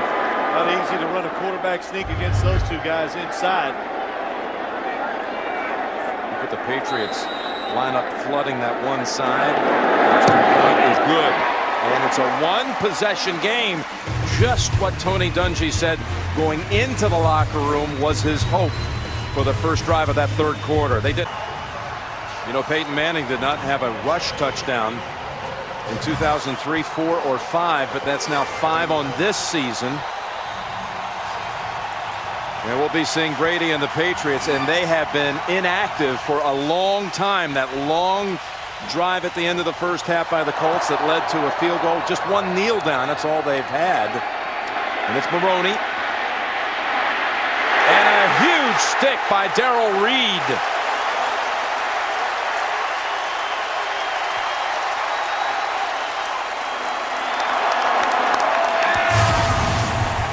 Eight minutes to go in the 3rd. And the momentum is shifting.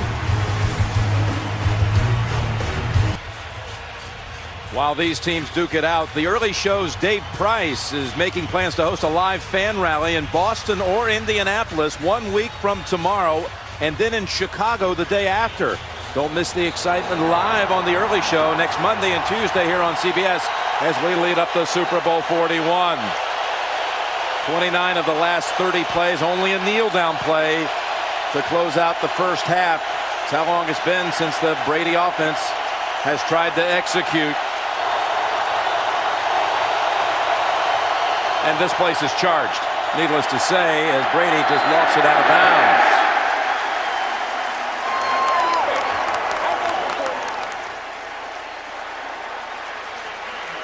I don't know if Tom Brady was trying to change the play. It looked like he was. If he did, it was not a good decision. After how the Colts had kept the football and the crowd's back into it, you need some running plays to settle them down. On 2nd and 10, and Falk able to shake away from the first hit. That was Dwight Freeney who almost got him for a loss, but it gains 8. Kevin Falk does so much for this offense. He comes in. Of course, he's going to run the football on 3rd downs. He is a tremendous blocker for Tom Brady when the defense blitzes. That time, nobody blocking Dwight Freeney. They expect him to go up the field. He almost makes the adjustment and gets the tackle. 3rd and 2.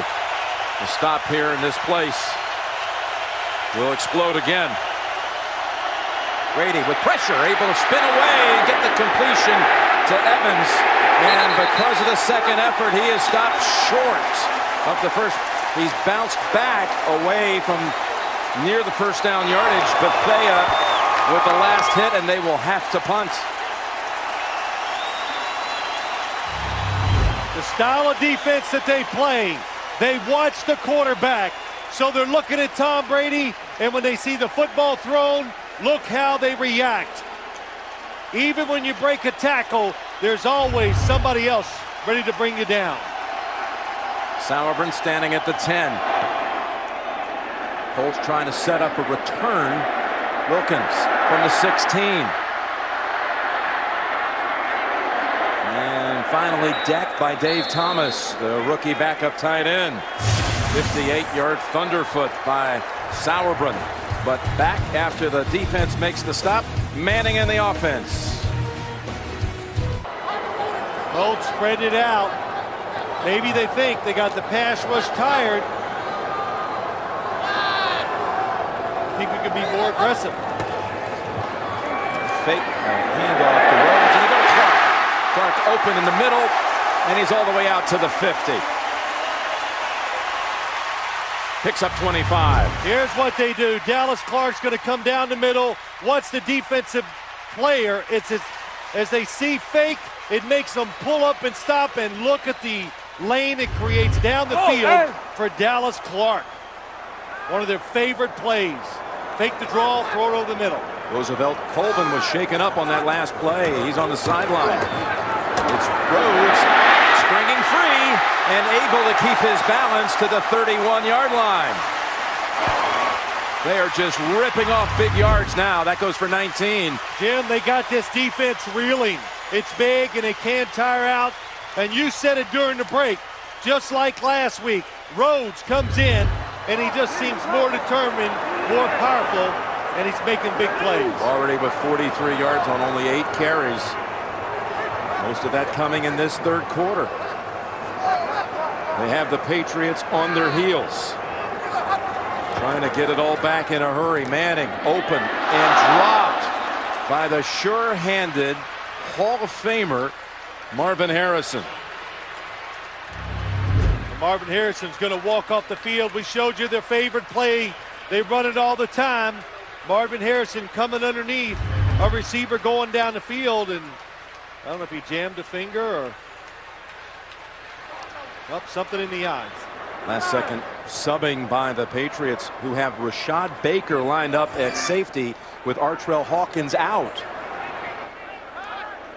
And Colvin went out a couple of plays ago. Trying to put in some fresh bodies as well as address some injuries. Second down and 10.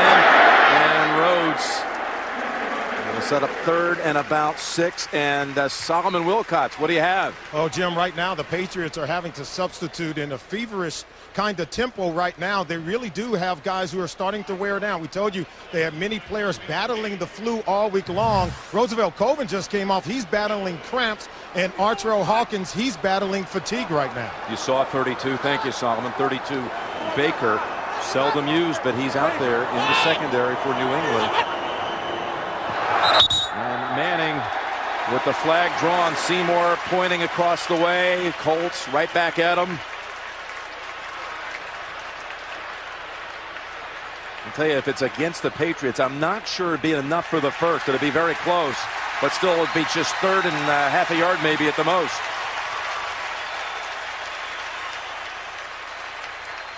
Neutral zone infraction, 93, defense, 5-yard penalty, first down.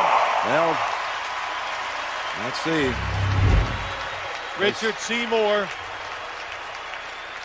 he thought he saw movement, so he comes across, and a good job by Jake Scott. The offensive lineman right guard says we're in the neutral zone. That made me jump. Penalty goes against the Patriots. Carollo didn't even measure. He moved the chain, so it is enough for the first off the penalty. He thinks he's you. First down and 10. And the Colts eagle eye. Keep on moving. 22. It's a dive back in there. And the rookie only for a couple. He had a 1,000-yard season, and he was the #1 rookie rusher in the league this year. Only one that cracked that 1,000-yard barrier. Second and 7 coming up. Look at the time of possession since late second quarter. Domination by the Colts since that point.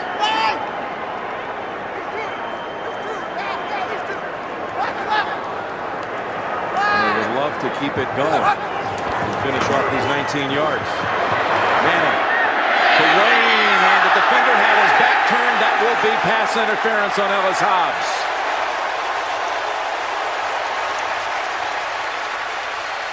It'll set up the Colts at the 1-yard line. Defense, automatic first down. The ball will be placed at the 1-yard line. I'll tell you, there's an interesting, you totally agree with this call, Phil, no doubt, huh? Absolutely. Face guarding. Ellis Hobbs jumps up, just tries to get in the way of Reggie Wayne. Does not see the football, does not play it. Easy call. Going to be an interesting decision, assuming they get this 1 yard. Would they go ahead and try to tie it now? No. Or go ahead and just kick the PAT and beware of that dangerous numbers game that you can try to play catch up the rest of the way. I knew that's where you're going. I anticipated. No, I think you kick the extra point. First the touchdown, a must, as Manning rolls out. He has Klecko open, and Klecko is in for the touchdown.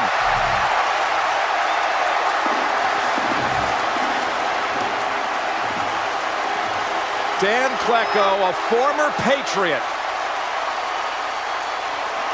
catches a second touchdown on the season. Caught one in the last regular season game against Miami. He's a defensive player who comes in short yardage.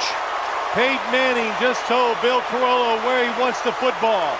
And Jim, here's why I say I wouldn't go for it. You kick it, it's 21-20. So if the Patriots happen to score a touchdown, you miss this, it's 28-19. That's 2 scores to get you back. But they are going to instead eschew that PAT thought that you have and try to ride the wave of momentum and tie it right here at the 4-minute mark in the third. He raised his hands and his place went quiet. Harrison back in there, lined up wide to the right. Now moving in motion. Taking it to the short side for the tie. The pass. It is caught. And the game is tied at 21.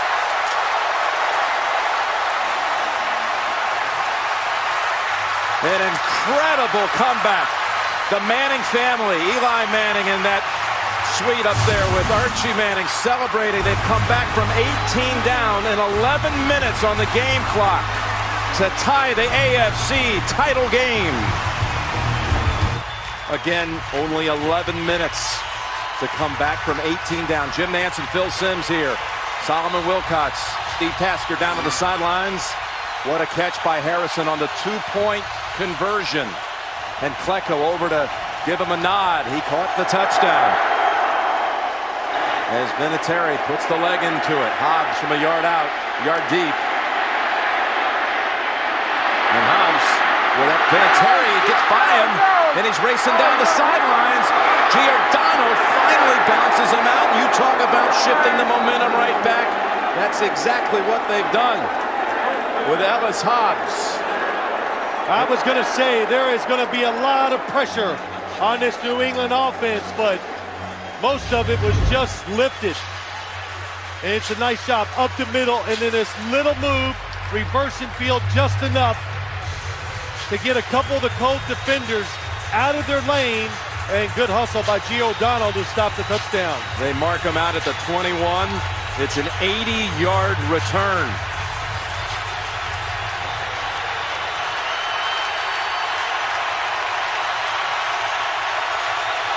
Finally, Giordano was able to cut him off with the angle, but Brady and the Patriots set up at the 21 with the game tied at that number. Maroney feeling the heat right away and able to dodge a couple, but still unable to get back to the line of scrimmage. They're so active, the defensive line for the Indianapolis Colts. They run players and switch places when the ball is snapped. They're called games by the defensive linemen. So it confuses the run blocking by the offense, and that's why they have a lot of no-game runs against their defense. They spread it out, including Heath Evans wide to the left. Unusual spot to see him. And now he's going to shift back over to the right side in 2nd and 11. Brady, middle, open. It's Gaffney. And the Patriots have a 1st and goal to go at the 5. Well, the Patriots are so confused. They confused themselves and the defense. But to the backside, nobody on top of Jabbar Gaffney. Nobody covered him.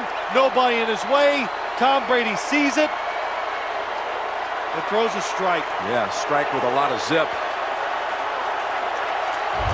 Well, the formation, spreading the offense out, that's what confused the Colts defense.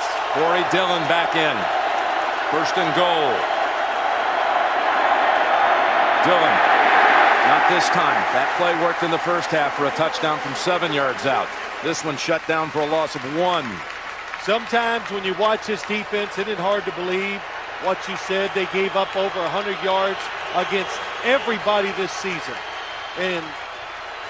But first team in 22 years. Yeah, but it's just built on. We asked the coaches so many times, Jim, and what do they say? Ron Meeks, it's about hustle, doing your job, playing fast, and going all out. And it really is a big part of what they do. 2nd down, goal to go. Brady with the general rollout. And back of the end zone, a dropped touchdown. A drop touchdown. How did Rashae Caldwell not handle that one? Mathis had Brady on the move. Well, he does. Oh, boy. The eyes did not go down. The catch is almost so easy. You change what you do normally. You try to protect it, and it goes right through your arms. Caldwell, who had that big 49-yard catch last week to set up the game-winning field goal at San Diego. 3rd and goal. And Brady again. Move right. Got to plant the feet and fire back of the end zone. And did he get the feet down? It could be roll or push out. It is. Touchdown. Jabbar Gaffney. You cannot challenge it. It's roll to push out, so it is a touchdown. And it was a good job by the officials working together.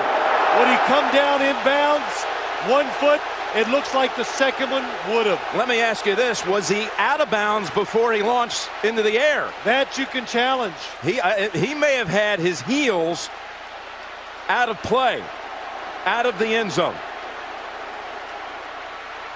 Well, Tony Dungy is waiting to see a replay, and this might be one. You just might have to go ahead, take a guess, throw the flag out there and see if there's something where he was out of bounds before he caught the ball. Well, that's the big question. Was Gaffney residing out of bounds? And they've thrown the challenge flag. Was he out of bounds when he leaped into the air? It happened so fast, Jim. I thought when he was running across the back, maybe one of his feet did go out of bounds.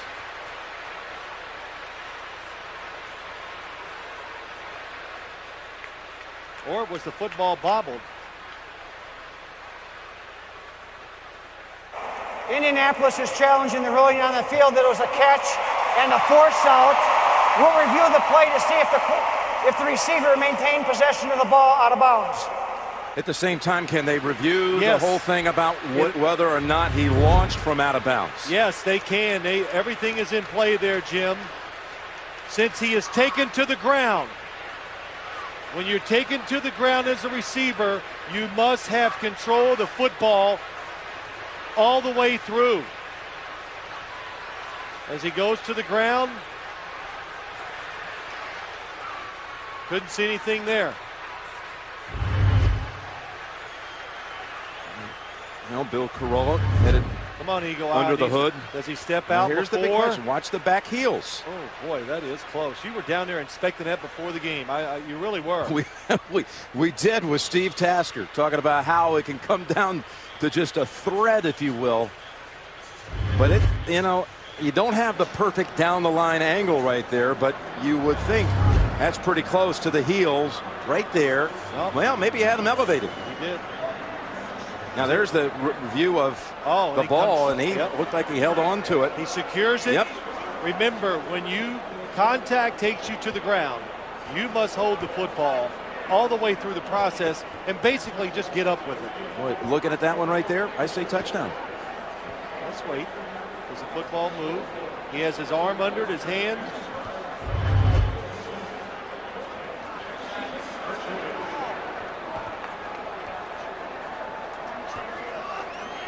And again, the call on the field is touchdown. And here's another piece of evidence. Jim, I think you're right. His heels were up in the air. And that left one is the one you have the question with. And I tell you, he knew where he was, and he was going to get that second foot down as he was coming. You could already see the move that he was trying to get it down. And Jabbar Gaffney. Here you go, Phil.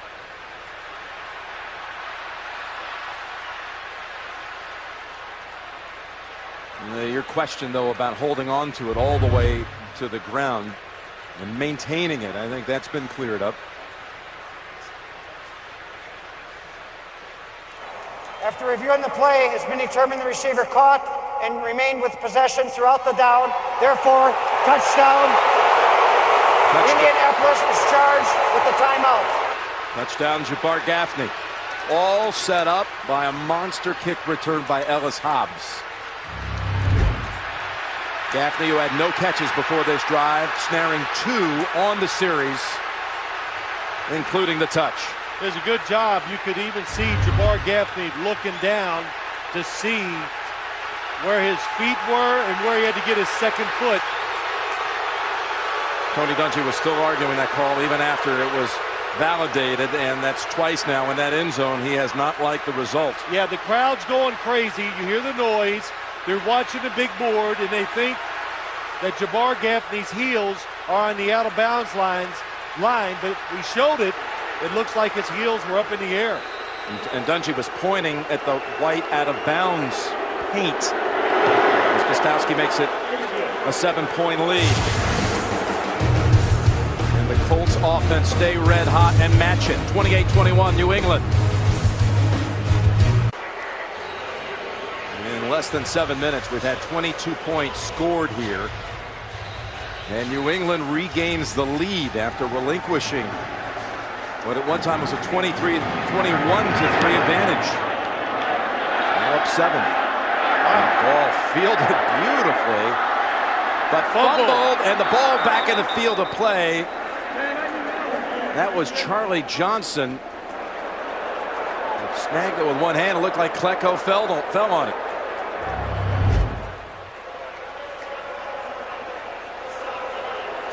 Got hit by Andrews, and the ball came out. And it was out anyway. Izzo tried to put it back in the field of play. Now, if you're wondering, was Gaffney ever at any point on that route, was he ever out of bounds and then came back in, which you can't do? And the answer is he had awareness all the way. The only question, that's what Dungy was arguing, was that back heel on the end line. From the 33. They're going to come back out. Keep it moving. Manning to Rhodes, who darts ahead for 9, maybe 10. Probably Banta Kane in on the quarterback, and UTEC shake it up.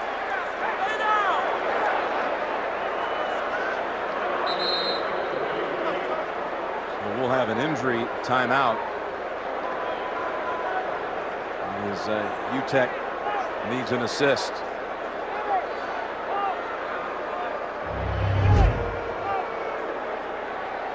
UTEC at the end of the line of scrimmage. Pass blocking. Oh, and he gets his right leg caught. It just gave way. And Manning also took a bit of a wicked hit, awkward hit. UTEC out of Dungy's alma mater, Minnesota.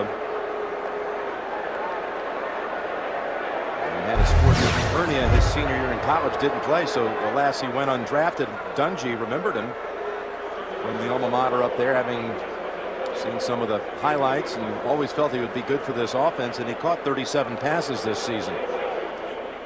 Well, Tony Dungy said if he doesn't get hurt as a senior, we never have him on our football team. And you take Ben Utek with Dallas Clark, and then you take the 2 wide receivers, and they have an offense that's very multiple. They can come in with 2 tight ends, they can split them out, and they act like it's 4 wide receivers. And you said it, Jim, that's what they're looking for here in Indianapolis. Well, that 2-point conversion, not to keep going back over everything, but that was a pretty big play too. Otherwise, they'd be down by 9. Utek coming in here, center screen. Right leg hyperextended. Absolutely saw it that time. He's trying to shield the explosive Talibante King.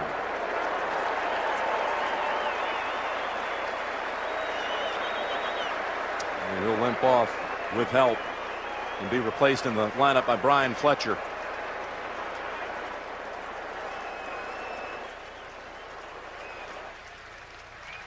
Sunday, February 4th on CBS. Prince is the Pepsi Super Bowl 41 halftime show. And again, millions will watch and 1 fan will win. Might as well be you. Find out more. Go to superbowl.com/Pepsi. The last little dump pass to Rhodes, good enough for a first down. So Manning and the Colts at the 43-yard line. Final minute of the 3rd quarter.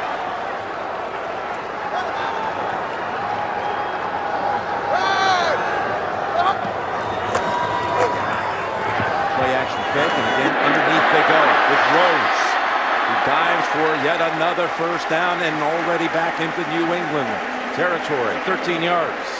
This is what you saw so many times this year when you watch the Indianapolis Colts. The defense playing safe. They're all dropping back, and Peyton Manning will throw it short, and look what happens. They catch those short ones, and they get first downs. Patriots 44. Rhodes was 74 yards in this quarter. And that Patriot defense still without the services of Colvin and Hawkins. And into the secondary, knocked down by, you see him, Baker, who's in there replacing Artrell Hawkins. He's missed the last half of this quarter. That's going to run out the 3rd, 28-21. What a game for the right to go to the Super Bowl. Back after this message and a word from your local station. You're watching the NFL on CBS.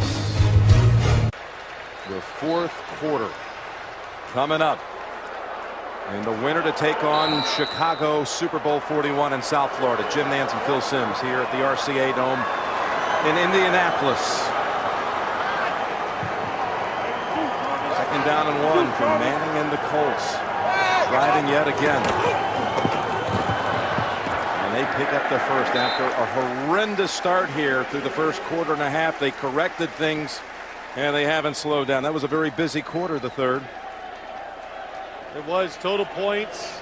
Look at Indianapolis, 2 76-yard touchdown drives. And what gave the Patriots some momentum and some hope was that kickoff return. But here come the Colts marching again. From the 32 with another first down. Dye is in there instead of Rhodes, and the pass looking for Clark at the sideline. Did he get the feet down? Yes, he did. What a catch. Dallas Clark, and the Colts have a 1st and goal to go just inside of the 10. Clean catch, gets both feet down.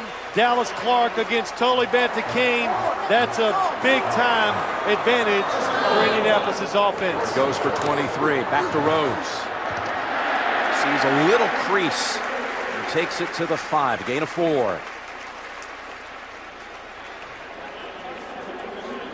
Everybody in the Patriots walking around, hands on their hips, taking their time. Some of the defensive linemen are very late getting down their stances before the ball is snapped. They get Hawkins back in now, the starter at free safety. And movement. Jarvis Green, it appears, of the Patriots. Or was he drawn off by Tarek Glenn? First signal was encroachment against New England. Neutral zone infraction, 97 defense. Half the distance to the goal, 2nd down. It was Entering Green. Neutral zone, trying to create a false start. I could hear the little sharp snap count by Peyton Manning. And you know, too, Jim, I have to believe fatigue. Hard to concentrate when you get extremely tired. And we've said it. It's very hot in this building, like a sauna. I'll tell you, that penalty goes for 2.5 yards and sets up 2nd and goal. Certainly far more options from here. Congested part of the field, and Rhodes trying to squirt in. Did the ball come out? And the Colts trying to say yes. They've recovered now a fumble for a touchdown. It's Jeff Saturday right back at you, they say, to New England. Rhodes fumbles and the center recovers.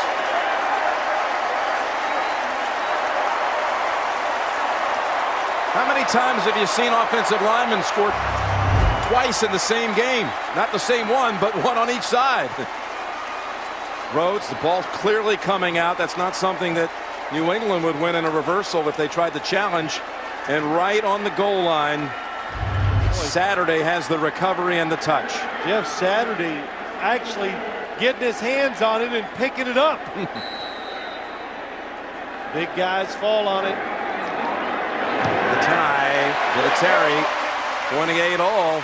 So the man who was the first to have his hands on the ball to start the play is the last to touch it, this time in the end zone. And the Colts come back and tie it again.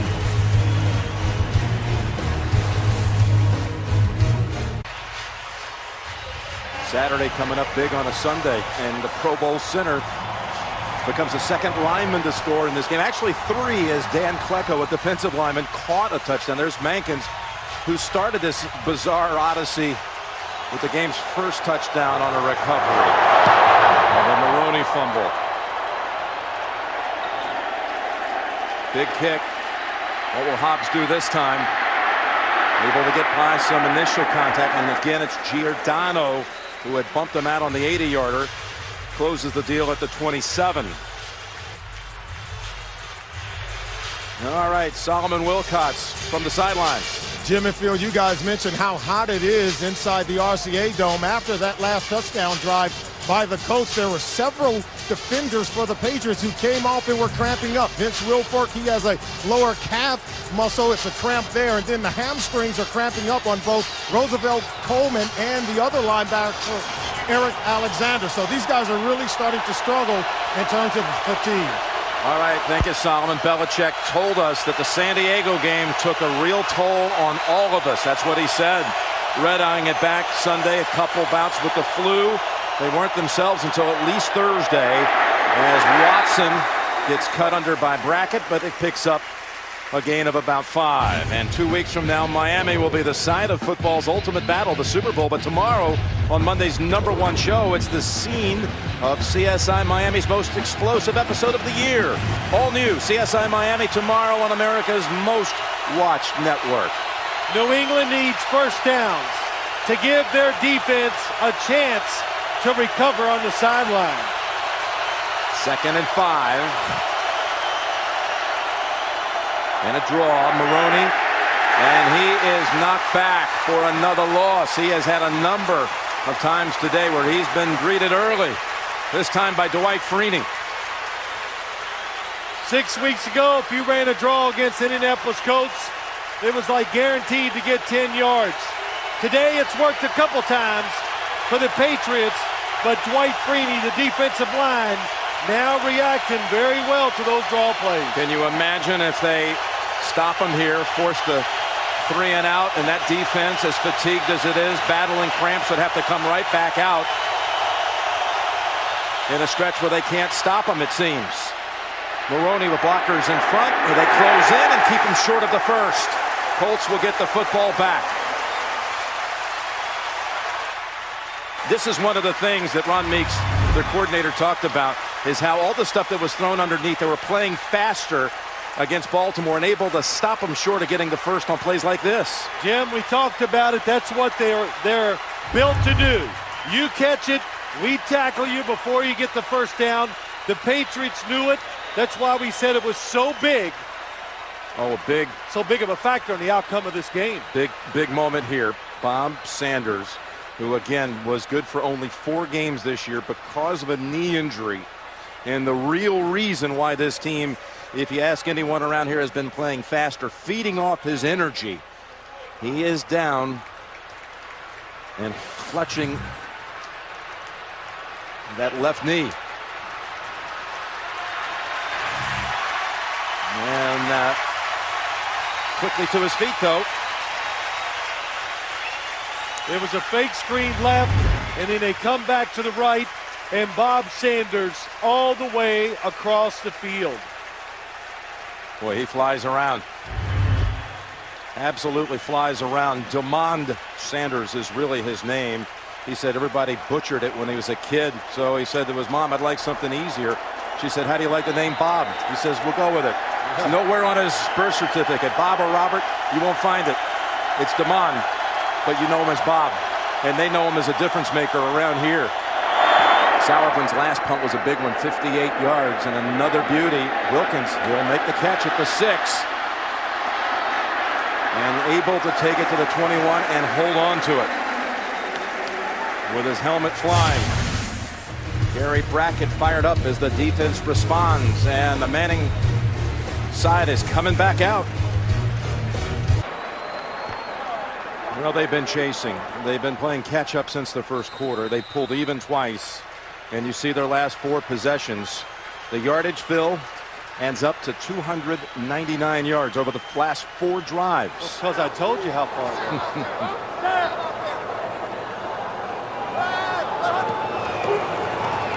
Play action fake. Manning going for the long ball, and a receiver is down with no flag. And Hobbs ran after the deep ball, trying to see if he could make a pick. It was intended for Reggie Wayne. Reggie Wayne on the outside, top of your screen. Again, it's one-on-one, and he just runs right into the ground. Yeah, just as he did on that one end zone throw that was hotly debated. Not when he tripped himself in the first half. Got to get shoes that work. Can't slip and fall. 2nd down and 10.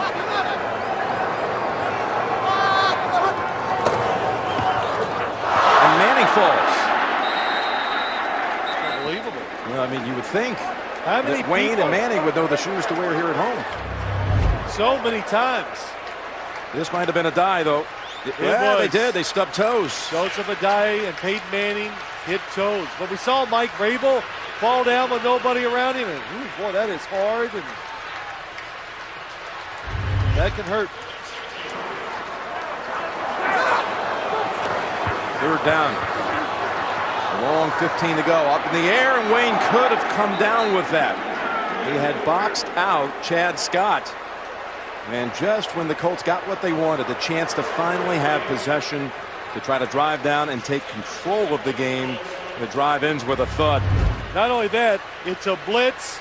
The football does not come out of Peyton Manning's hand very clean. It's wobbly, but saying all that, Jim, because there's a blitz, it's just one-on-one. It's up for grabs, and the Colts had a big chance of catching it. Peter Smith with Troy Brown back there, backpedaling back inside the 30.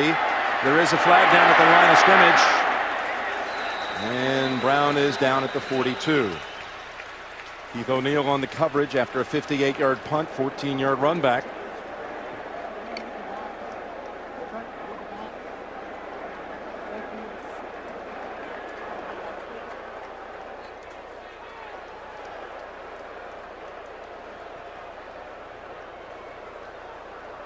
Well, you look at Tom Brady and you think about a 4th quarter, a game on the line in Brady's history in moments like this, and Carolla.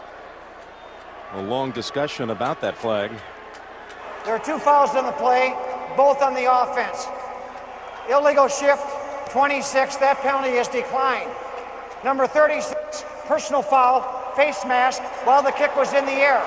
The receiving team will keep the ball, will attack 15 yards at the end of the dead ball spot. And that'll put the Patriots in great shape. And you saw Peyton Manning for a moment there, Phil, working on his thumb. There he is. It might explain why that football came out of his hand. Exactly. After the previous play where he stumbled, he and Adai got crossways. Dexter Reed called for the face mask. And a timeout on the field. Manning wants to loosen up that thumb. There's the face mask. Boy, it looked like it might have gone both ways, but it's flagged against the Colts. You can get the latest news, follow all of the playoff action right up and through Super Bowl 41. It's all on superbowl.com. The site is ready for you. Manning looking through some pictures. He was grimacing an awful lot during that break while trying to test that right thumb. But after the face mask call, the Patriots again start on a short field. Zipped with precision to Caldwell for a first down. Now here's the pass on third down, and it looked like his hand on the follow-through hit the helmet of Tarek Glenn. And look at him looking back at Sorgi here. Be ready. Wow. Can you imagine the fourth quarter and he wouldn't be able to finish in a tie game or a close game for the right to go to the Super Bowl? We'll see.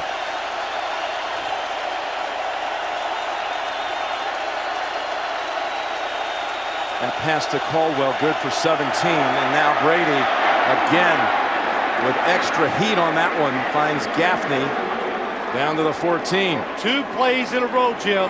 Watch Tom Brady.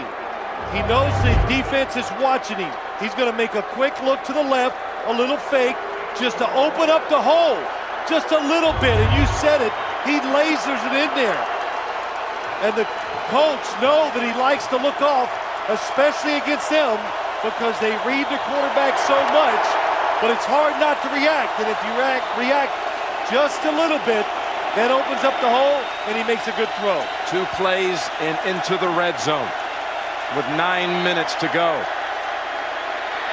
Jumps up, hits Brown, flag down, and Brown is dropped at the 6.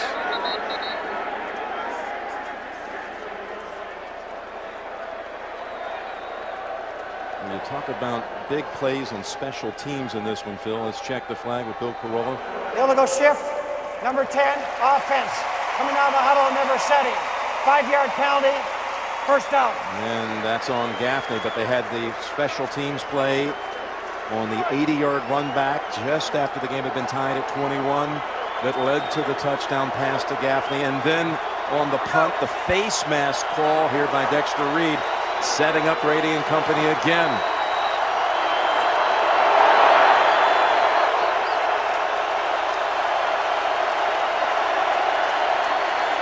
Those are the kind of mistakes that are so crucial that doomed the Chargers a week ago. Nobody's covering the receiver up top. He is wide open. See it, nobody. Absolutely wide open on the right side. He sees him finally. And he drops it again for the second time in this half. I mean, there was no one within 15 yards. No one adjusted. And it stood there forever, and they were making up the top. Nobody lines up with Rashae Caldwell. And they don't see him even the play starts. Finally, Bethea gets over there. 2 easy ones in this one. Hard to explain. Second down and 15. Comes the pressure. Open Evans. And he's to the 10. It'll be third down and about 6 to go.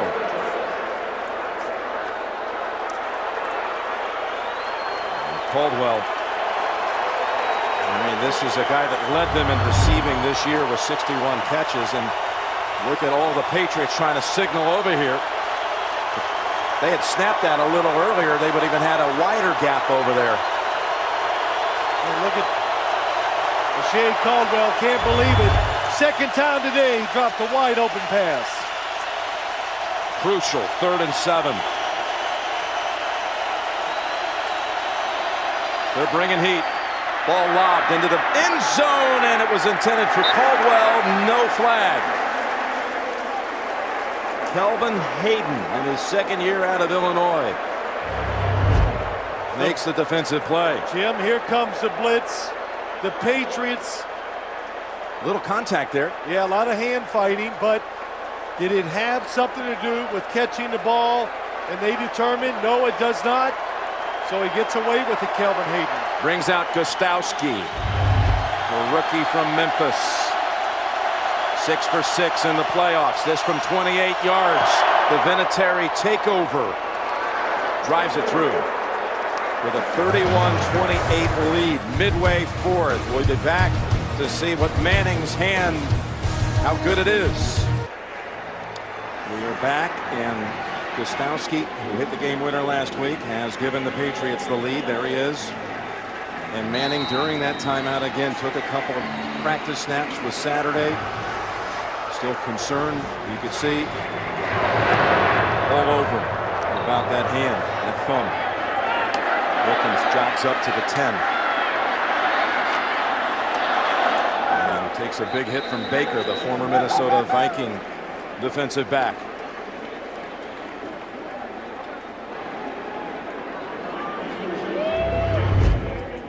And this looks to be the play where it all happened, just on the follow-through throw. That's the one that floated that Wayne looked like he may have had a play on it, Phil, but it did float through the air, and that's why. Well, of course, we've been watching the whole time, Jim, and he has not stopped moving that thumb. So I'm sure it's sore, but he just doesn't want it to stiffen up. That's why he's trying to keep it loose.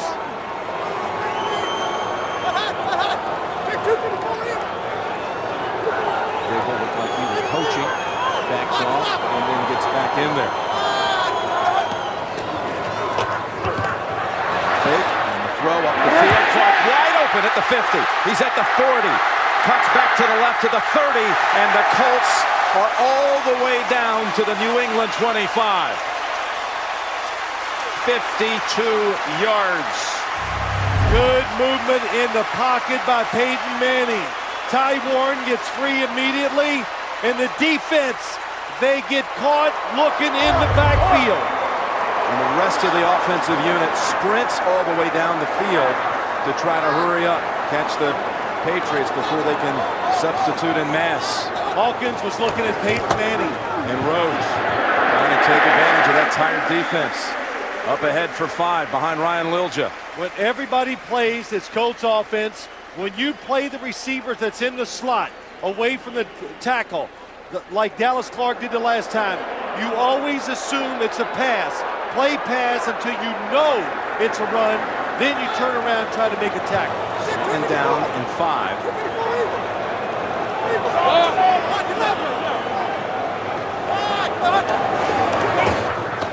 Fake again.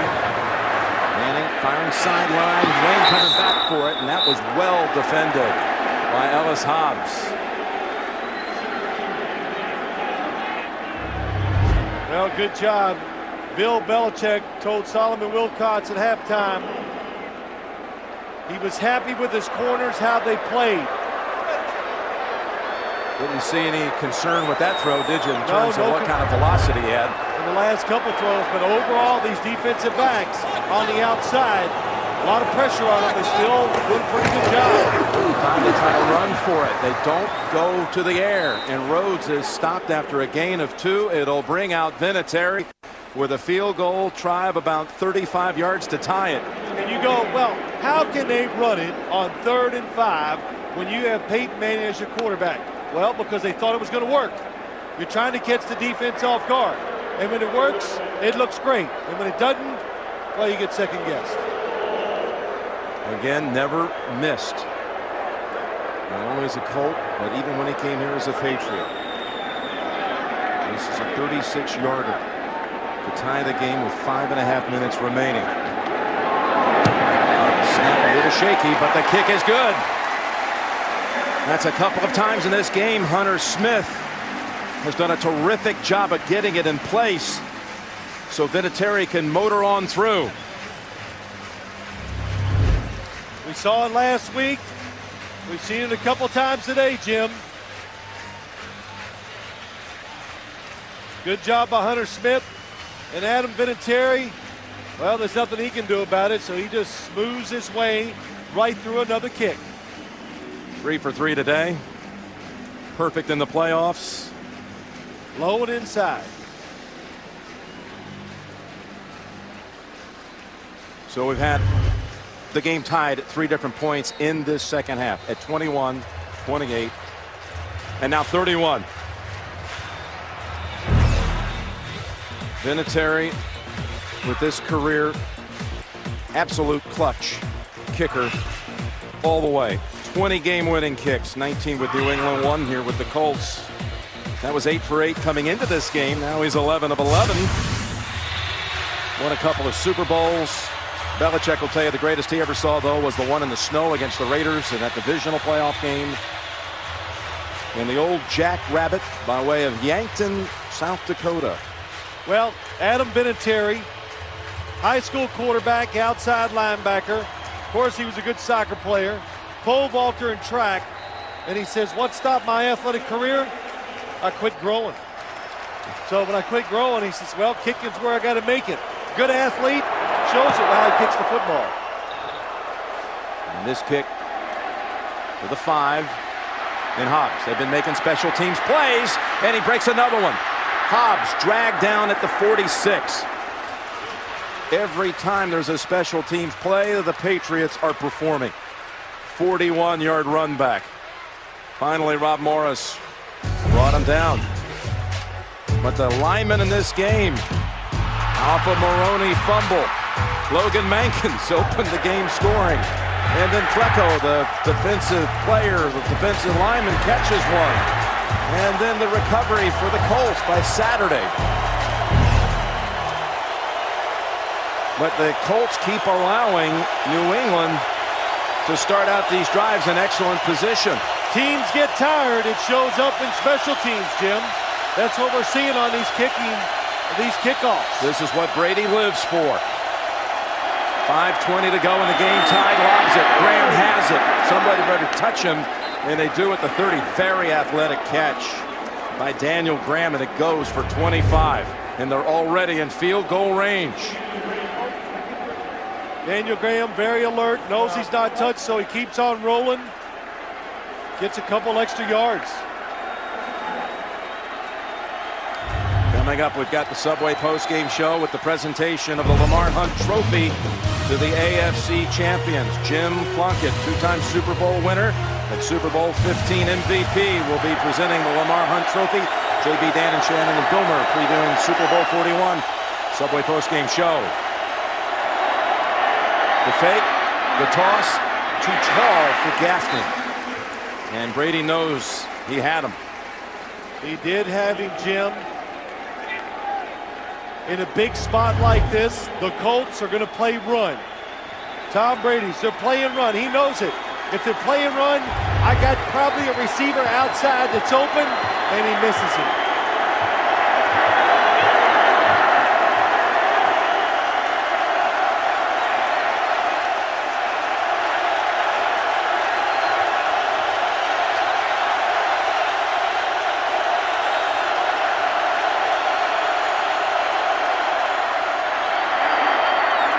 Sideline and incomplete.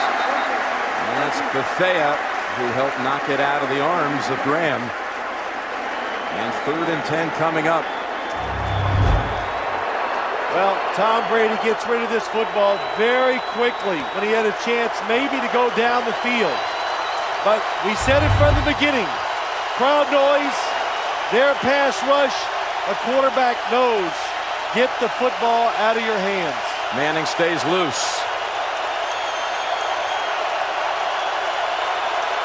If they fail to advance it from here, to be like a 47-yard field goal try. A draw, Evans. And Gary Brackett hits him first. How about that call?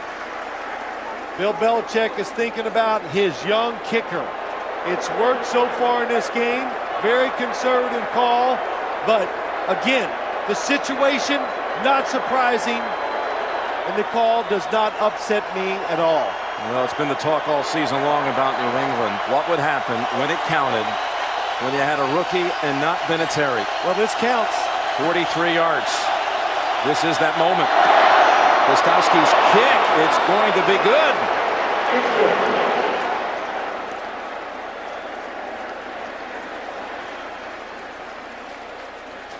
3:49 to go, a 34-31 game. But is this, as some had said during the week, it sounds like one of those last possession type games.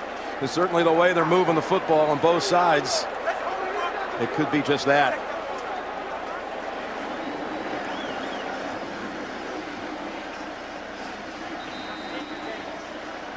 Good, strong kick.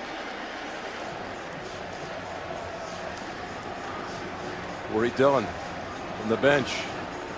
Raise the hands for a moment and it says, whoo. Well, you know, when your arms are that big, that's hard work, raising them up. But yes, I'm sure, you know, Jim, just the situation we saw early in the game where they went forward on 4th down, you know the players, they're very cognizant of the situation they're in with their kicker, their rookie kicker, versus the Colts and Adam Vinatieri. 3 times the game has been tied, and New England has gone back and taken the lead each time.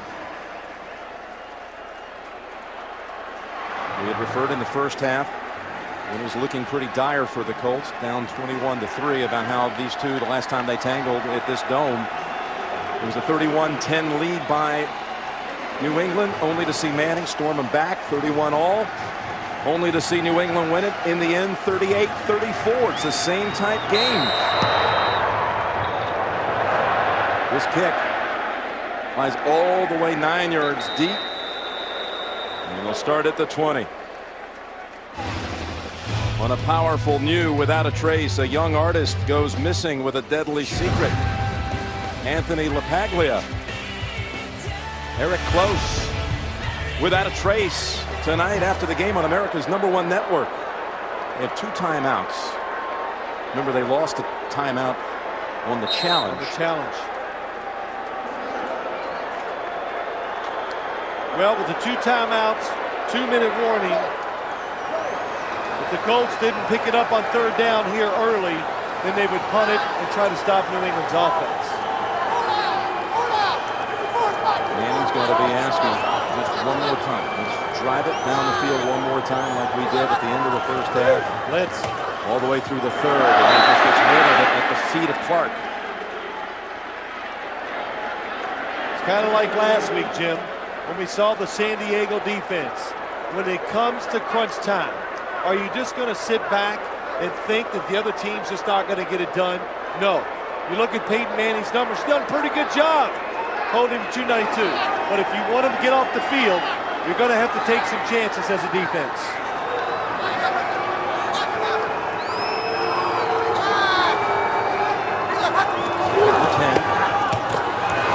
Manning is falling back, incomplete. Again, there was heavy pressure. Tully Bantacane is crashing in. Well, 2 plays in a row. Look at all the guys at the line of scrimmage. He was able to beat Adai. Adai unable to hold him off. Yeah, it's a tough matchup. Tully Bantacane, about 265 pounds as a linebacker / defensive end, just like Mike Vrabel, like a lot of linebackers that have played for the New England Patriots. 3rd down and 10.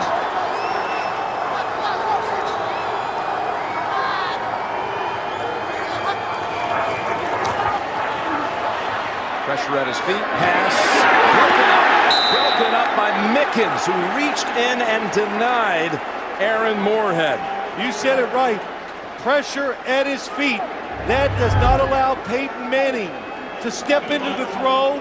And because it's just a little soft, it gave Ray Mickens just enough time to come back and get in front of Moorhead and knock the pass down. Just got a hand on it. Well done by the former Jet. Boy, 3 straight pressure defenses. Hunter Smith has uncorked a pair of 58-yarders. And this one, another big one. But Brown has running room. Spinning around, and another nice special teams performance. As it's an 11-yard run back. Actually, 16-yard run back, 56-yard punt. Now Brady will just try to stay out there until the very end and close the deal. Colts with 2 timeouts and the 2-minute warning. And they have this record not only of 12-1, Brady and Belichick together, But when it comes to close calls, games decided by 7 points or less, 8-0.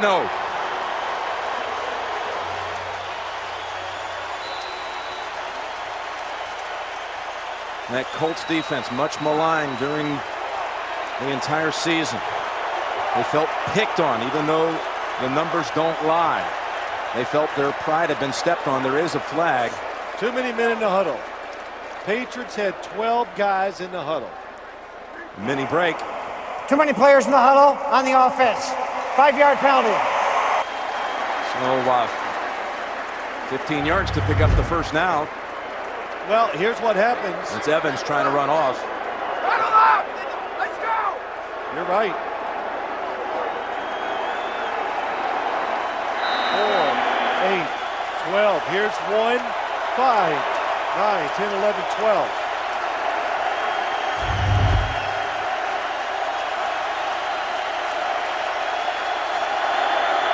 Come out throwing.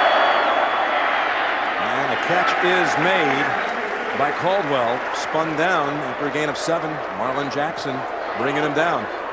What do you expect to see here from the Patriots? Well, I just saw it, Jim. You know, especially after that penalty, you have to do something right from the start of the game. They said, throw it short, get rid of the football. They've been doing it. They've had moderate success. It was a good first down play. But the play calling, you have to stay aggressive. This crowd begging for its defense to give Peyton and the offense one more crack. Evans wide to the left. 2nd down and 7, and Watson with the grab, but still 4 yards to go for the 3rd down. Ball kind of squirted out. Bethea running down the field, but whistles, ruling it down. Boy, that is a dangerous, dangerous pass. The timeout, leaving the Colts with 1.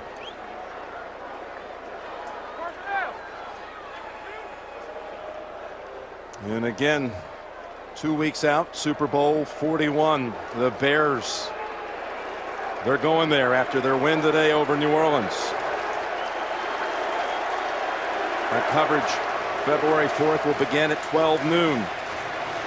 Remember when Tom Brady told us last week playing the San Diego Chargers? He goes, man, I had to throw some of the missiles to get some 3- and 4-yard gains. And today has not been a lot different. He's had to make very good throws just to pick up 4 and 5 yards. We asked him last night, how hard would you rank that as far as a win in terms of just effort to win a game? He says this is the hardest win of my career, the one last week. Nothing was easy all day long, and it will be nothing easy about this on 3rd and 4.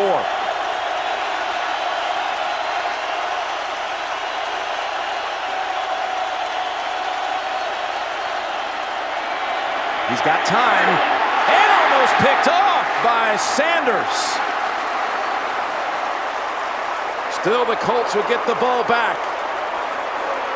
He jumped right in front of Troy Brown. Troy Brown, second receiver, sets it down. We said it. They love to read the eyes of the quarterback. Sanders has nobody to cover. He's floating free. And it was almost a game-ending interception. Tom Brady wanted Troy Brown to stay outside. Beautiful. Wilkins, will he handle it inside the 10? He runs away from it, and it bounces in for the touchback. So they'll come out to the 20 with 2:17 to play. In regulation. Bob Sanders. What a difference when he's out there. Shaken up briefly in this second half, able to come back. How big was that illegal participation? No question. I know it changes everything after the fact, but still. You've seen it all day. We talked about it, 3rd downs, but it's hard to get chunks of yardage against the Colts defense. This could be the drive that would change so many things for Peyton Manning. Throwing. Reggie Wayne has the catch at the 31 for a first. Quick 11. Peyton Manning, you got to know now that they're going to try to pressure you. So just gear up for it and call the plays and make your decisions based on the fact that they're probably going to blitz. Peyton now over 300 yards with 2:12 to go. Here they come again. Picked up across the middle, and Fletcher with Alexander on him. This kid Alexander certainly has had a prominent role in this game. Third-year player from LSU, teammate with Joseph Adai down there. Played for Nick Saban.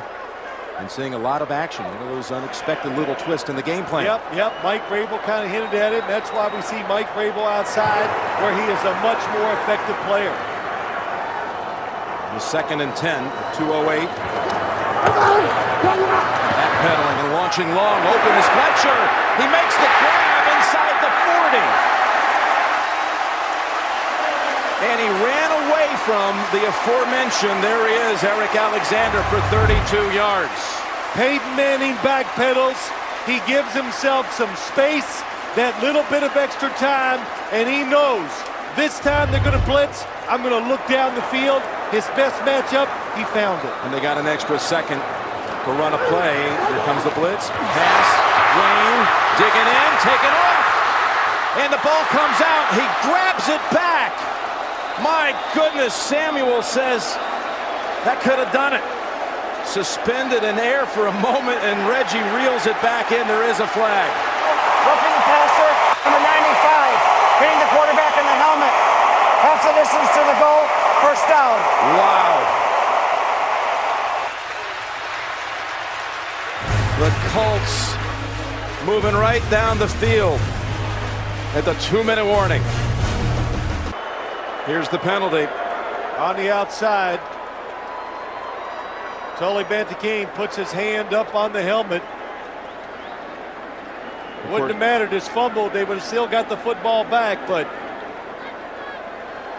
Reggie Wayne, good recovery.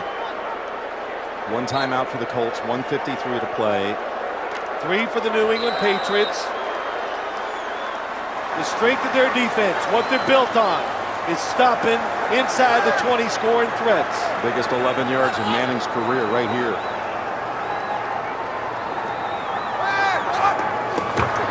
And first down, a dive, driving the legs to the 7. Well, you start wondering, is there any timeout strategy on the New England side? Oh, sure there is, but they're going to wait and see what happens in these situations. And the Colts, one of the reasons why they run it, to make time a factor in case they just have to kick the field goal to tie. Don't try to take as much time away as you can. So if you do tie it up with a field goal, the Patriots don't have enough time to win it in regulation.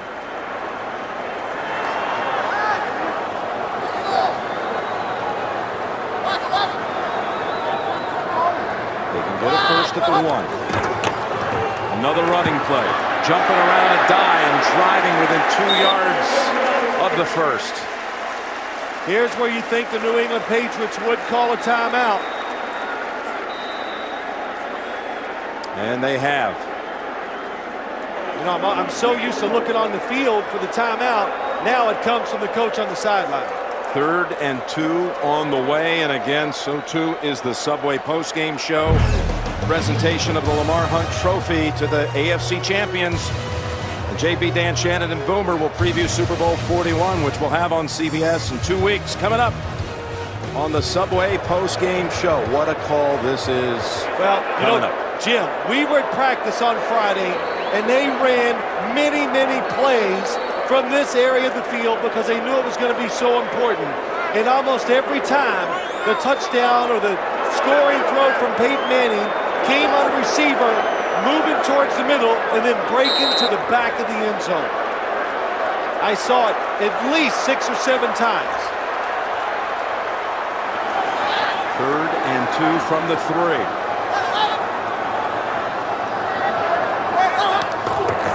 Another running play. The guy walks in for the touchdown. Colts have taken the lead for the first time in the AFC Championship game.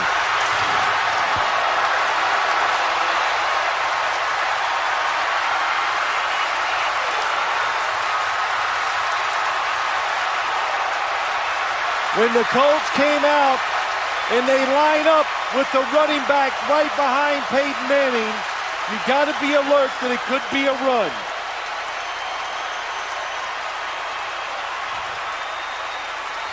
A little misdirection run inside, wide open, easy touchdown run for Joseph Adak. And now to make the margin 4. Vinatieri does so. Right down the middle.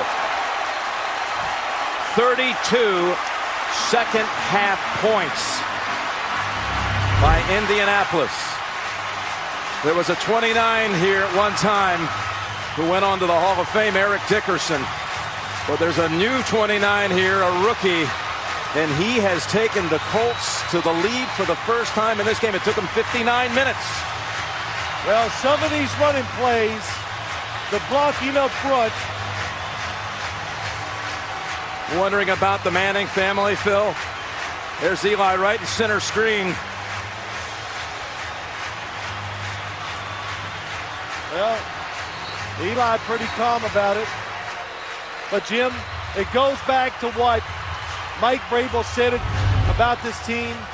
They're not finesse, they're precise. They can run it, and they can run it well in big spots. They did it last week against the Baltimore Ravens. In years past, that last run or that last play, it would have always been a pass. Tonight after the game on CBS again, an all new Without a Trace. Coming up on America's #1 network.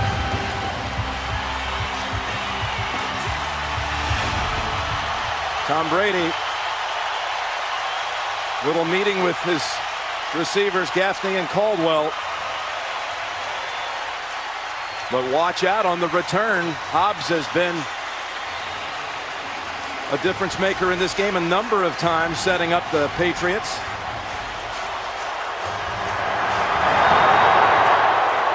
We're going to give him another chance to run with it. From a yard deep.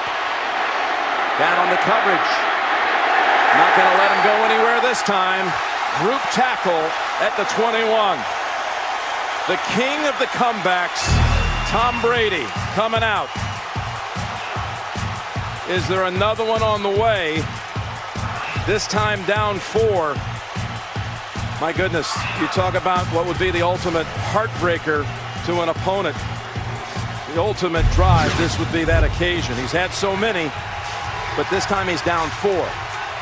Well, the difference now is, Jim, time is a problem. It's a big problem, and you're going against a defense that doesn't give up big plays. He has to take a chance somewhere and gamble and try to make a big throw. He'll have 2 timeouts to work with. He's got the protection he needed. The pass incomplete. And maybe a little mix-up. It was in the area of Caldwell.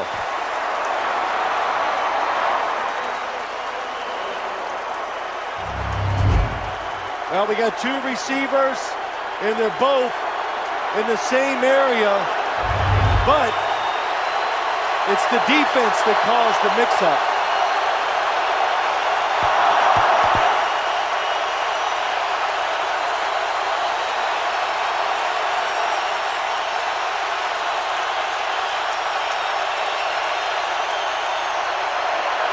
Greeny trying to get in there. Brady fires, has Watson to the 40. 19 yards. And preserving the 2 timeouts. Taking a while to reset. Got to throw it down the field. Half minute to go. Left open is Evans in the middle of the field. And they'll call the quick timeout at the 44. Another 14 yards, and at this point, Brady knows he'll at least, at the very least, have a chance to toss a couple deep down the field toward the end zone. Well, Peyton Manning on the sideline. It's never easy. Can you imagine this after he got picked off by Samuel, and his team is down 21-3, that they'd be in this position with 24 seconds to go? You have your arch rival here. The Colts and the Patriots. So much to exercise here in one night, and to do it coming back from 18 down. Can they finish it, though?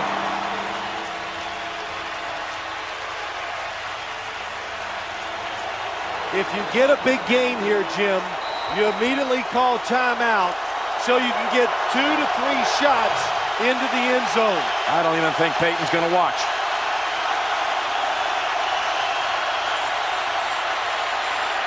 Intercepted. Colts are going to the Super Bowl. Marlon Jackson.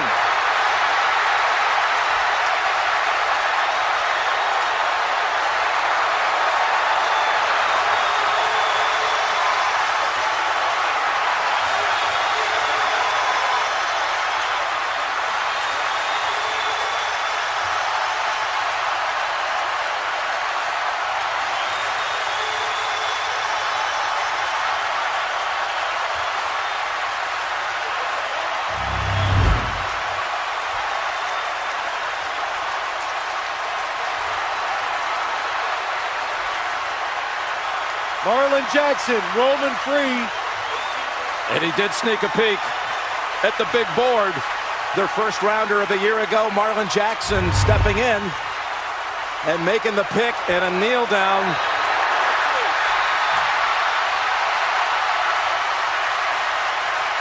We have just witnessed the largest comeback ever in a conference championship game. Tony Dungy will join his great friend Lovie Smith at the Super Bowl on this historic day. The first 2 African-American head coaches ever to make it to the Super Bowl. And friends at that, 2 distinguished gentlemen. And they will meet for the Lombardi Trophy in South Florida. And what a way for Peyton Manning and the Colts to go, Jim. You said it. The last-minute drive, the historic comeback. All the questions. What a way to answer it. What a special game, though. I mean, it was at one time 21-3. The Patriots, again, were playing in plus territory on a short side. Had a first down inside the 20 when that was called off because of a pass interference penalty on Troy Brown. They ended up getting nothing out of that drive, and the Colts found the rhythm just before the half, just in time to kick a field goal and then continue in the second half. Peyton Manning, for all the naysayers who said he can never win he never will. He'll never go to the Super Bowl. You are wrong. Peyton Manning and the Colts are going to play in Super Bowl 41 against the Chicago Bears. An historic comeback from 18 down to beat their arch rivals tonight. We've got the presentation of the Lamar Hunt Trophy coming up shortly with the Subway post-game show. And without a trace after football, we'll be going back to New York in just a moment. The Colts are the AFC champions. The Subway post-game show is sponsored by Subway Restaurants, where freshness meets value. Subway, eat fresh. Well, as Boomer Esiason said, one proud papa, Archie Manning, congratulating Peyton Manning with the gorilla off of his back. A thrilling 38-34 victory over the Patriots. The Colts have advanced to Super Bowl 41 as we welcome you back to our New York studios and the Subway postgame show. I'm James Brown alongside Dan, Shannon, and Boomer. Coming up tonight on CBS, an all-new episode of Without a Trace. A young artist goes missing with a deadly secret. That's Without a Trace. Coming up shortly here on CBS. And so the teams are now set for Super Bowl 41. Coming your way February 4th here on CBS. Our coverage begins at noon Eastern that Sunday, leading up to the Indianapolis Colts against the Chicago Bears. As we take a look at how the Colts did it, Joseph Adai with 1 minute left on the clock in regulation. The touchdown that put it away for the Colts, and they seal it with 22 seconds left as Marlon Jackson, no, not of the old Jackson 5, of the Colts with the pick, and that wraps it up. The Colts advance to the Super Bowl. Fellas, your thoughts on this? Oh, congratulations to the Colts. The mental toughness of this team, Tony Dungy, Peyton Manning, the offense being able to run the ball, come back 21-6 at halftime, fight back and win this game. Congratulations. That's mental toughness, and that's the way to play Colts. Well, they say Tom Brady is the best quarterback in January of this generation, but Peyton Manning owns the rest of the football month. And to see him play the way he did, they said Peyton can't win the big game. Well, Peyton, you went out and got it done today, baby. I'm proud of you, and congratulations. We're going to have 2 black coaches, African-American coaches in the Super Bowl for the first time in history. Oh, yes. Well done. You know, I got to tell you something. We talked about it at halftime. We said, you know, you got to come up big, and he came up huge, and I think everybody really feels very happy for him. 14 of 23, 225 yards. And in the second half, they were outscored. New England was 32-13, and the Colts had 311 yards, and they ran 45 plays to the Pats' 27. That is just absolutely tremendous football on the part of the offense of the Colts. All right, more on the Subway postgame show after this.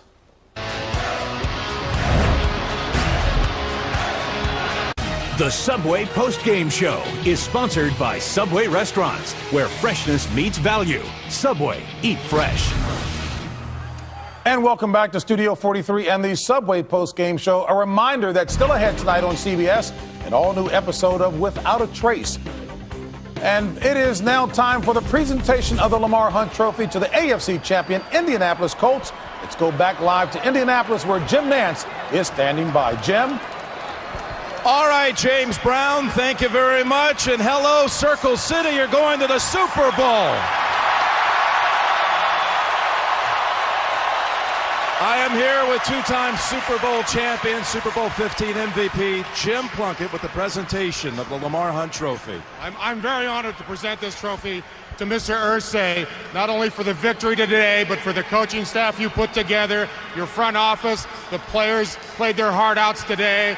They've been denied so many times in the past, and today they came through. And I'm honored on behalf of Lamar Hunt to present you and the Indianapolis Colts and the city of Indianapolis with the AFC Championship Trophy today. You well deserved it. Thank you. Thank you very much.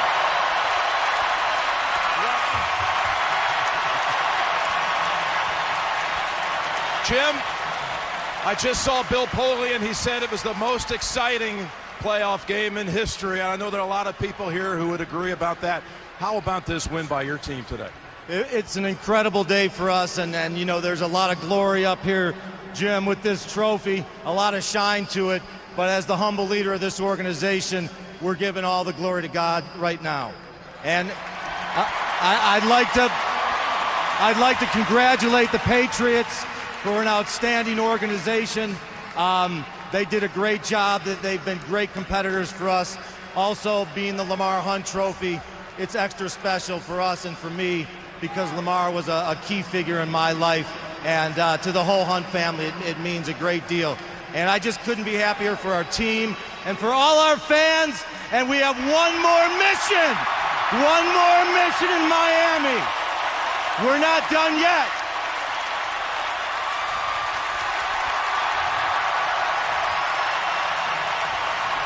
Tony Dungy, your team today completed the largest comeback in AFC or NFC championship game history. How did you guys do this? Well, we've got a great group of guys, and I'm very proud of them. We talked in the locker room at halftime. Said we just had to keep our poise and continue to play, and we'd have a chance in the fourth quarter. But they've been that way all year. They fought back, and they just give so much effort. It's such a unified group. But I just have to thank the Lord. He did it in such a way that nobody would believe it. And we got to give the Lord a lot of credit for giving us the strength to do it. And Tony, on this historic day where you and your friend Lovie Smith become the first African-American coaches to take teams to the Super Bowl, how much does that and this moment mean to you? It means a lot. I'm very proud to represent African-American coaches. I'm so proud of Lovie. Tremendous job they did. But more than that today, this is about Indianapolis and the Colts and our team, and we're excited about that. Quick thought about Chicago and the Bears. The Bears are a great team. They play hard. They create turnovers. They're diversified on offense. They've got great special teams. It's a shame we have to go to Miami. We should have just go to Fort Wayne and play this off. Yeah, right. Split the difference. Ladies and gentlemen, Peyton Manning's going to the Super Bowl. Thanks a lot. How does that sound? That sounds good. It really does. How about you and your team? Your confidence for everyone on that team had to be shaken at 21-3 when Samuel made the play and ran it back, and you led this team back. How did you do it this time?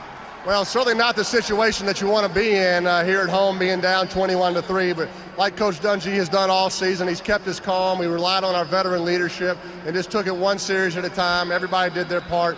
Came out with a great win. You know, for a moment there in the fourth quarter, and you guys were in rhythm, it looked like you had hurt your thumb on your throwing hand hitting the helmet of Tarek Glenn. Was there ever a moment where there was concern you would not be able to finish? And how did you finish? Well, a little bit, but, I guess adrenaline kind of carried me through, and it felt good throwing the ball and a couple warm-up throws after that. I was able to make a couple good throws there in the fourth quarter and got down, had a great touchdown run by Joe Adai to win the game. Congratulations, Peyton Manning. One of the guttiest performances you'll ever see. Indianapolis, congratulations. Heading to Super Bowl 41. We'll continue on CBS in just a moment.